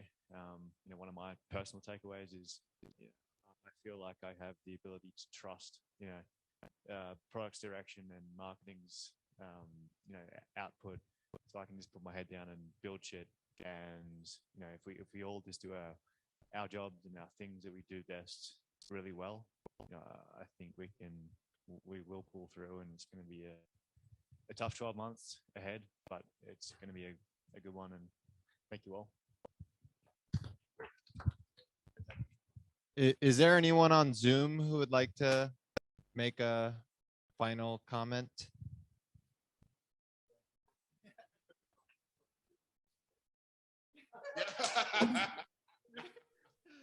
Can you hear me? Hello? Hello, someone speaking? Yeah, can you hear me? We can. Cool. I just want to say I wish I could have been there, and it's cool being watching everyone from afar, as creepy as it seems sometimes, but yeah. Thanks everyone for doing all that you're doing. Thank you.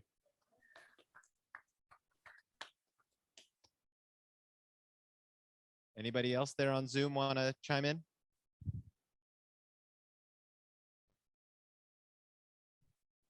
Okay, I guess that's a no. So,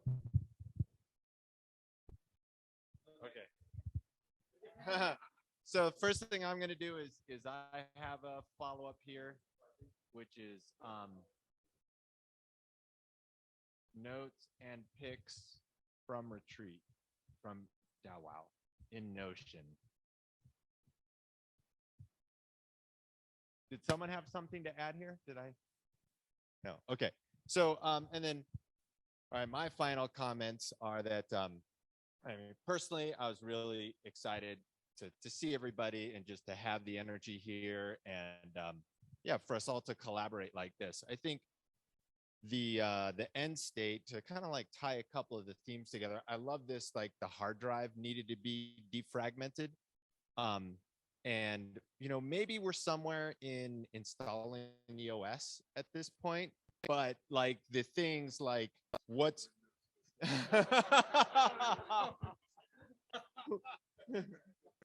what's the business model, right? Some of these, what are the SMART goals? There's a bunch of stuff that did not get completed here.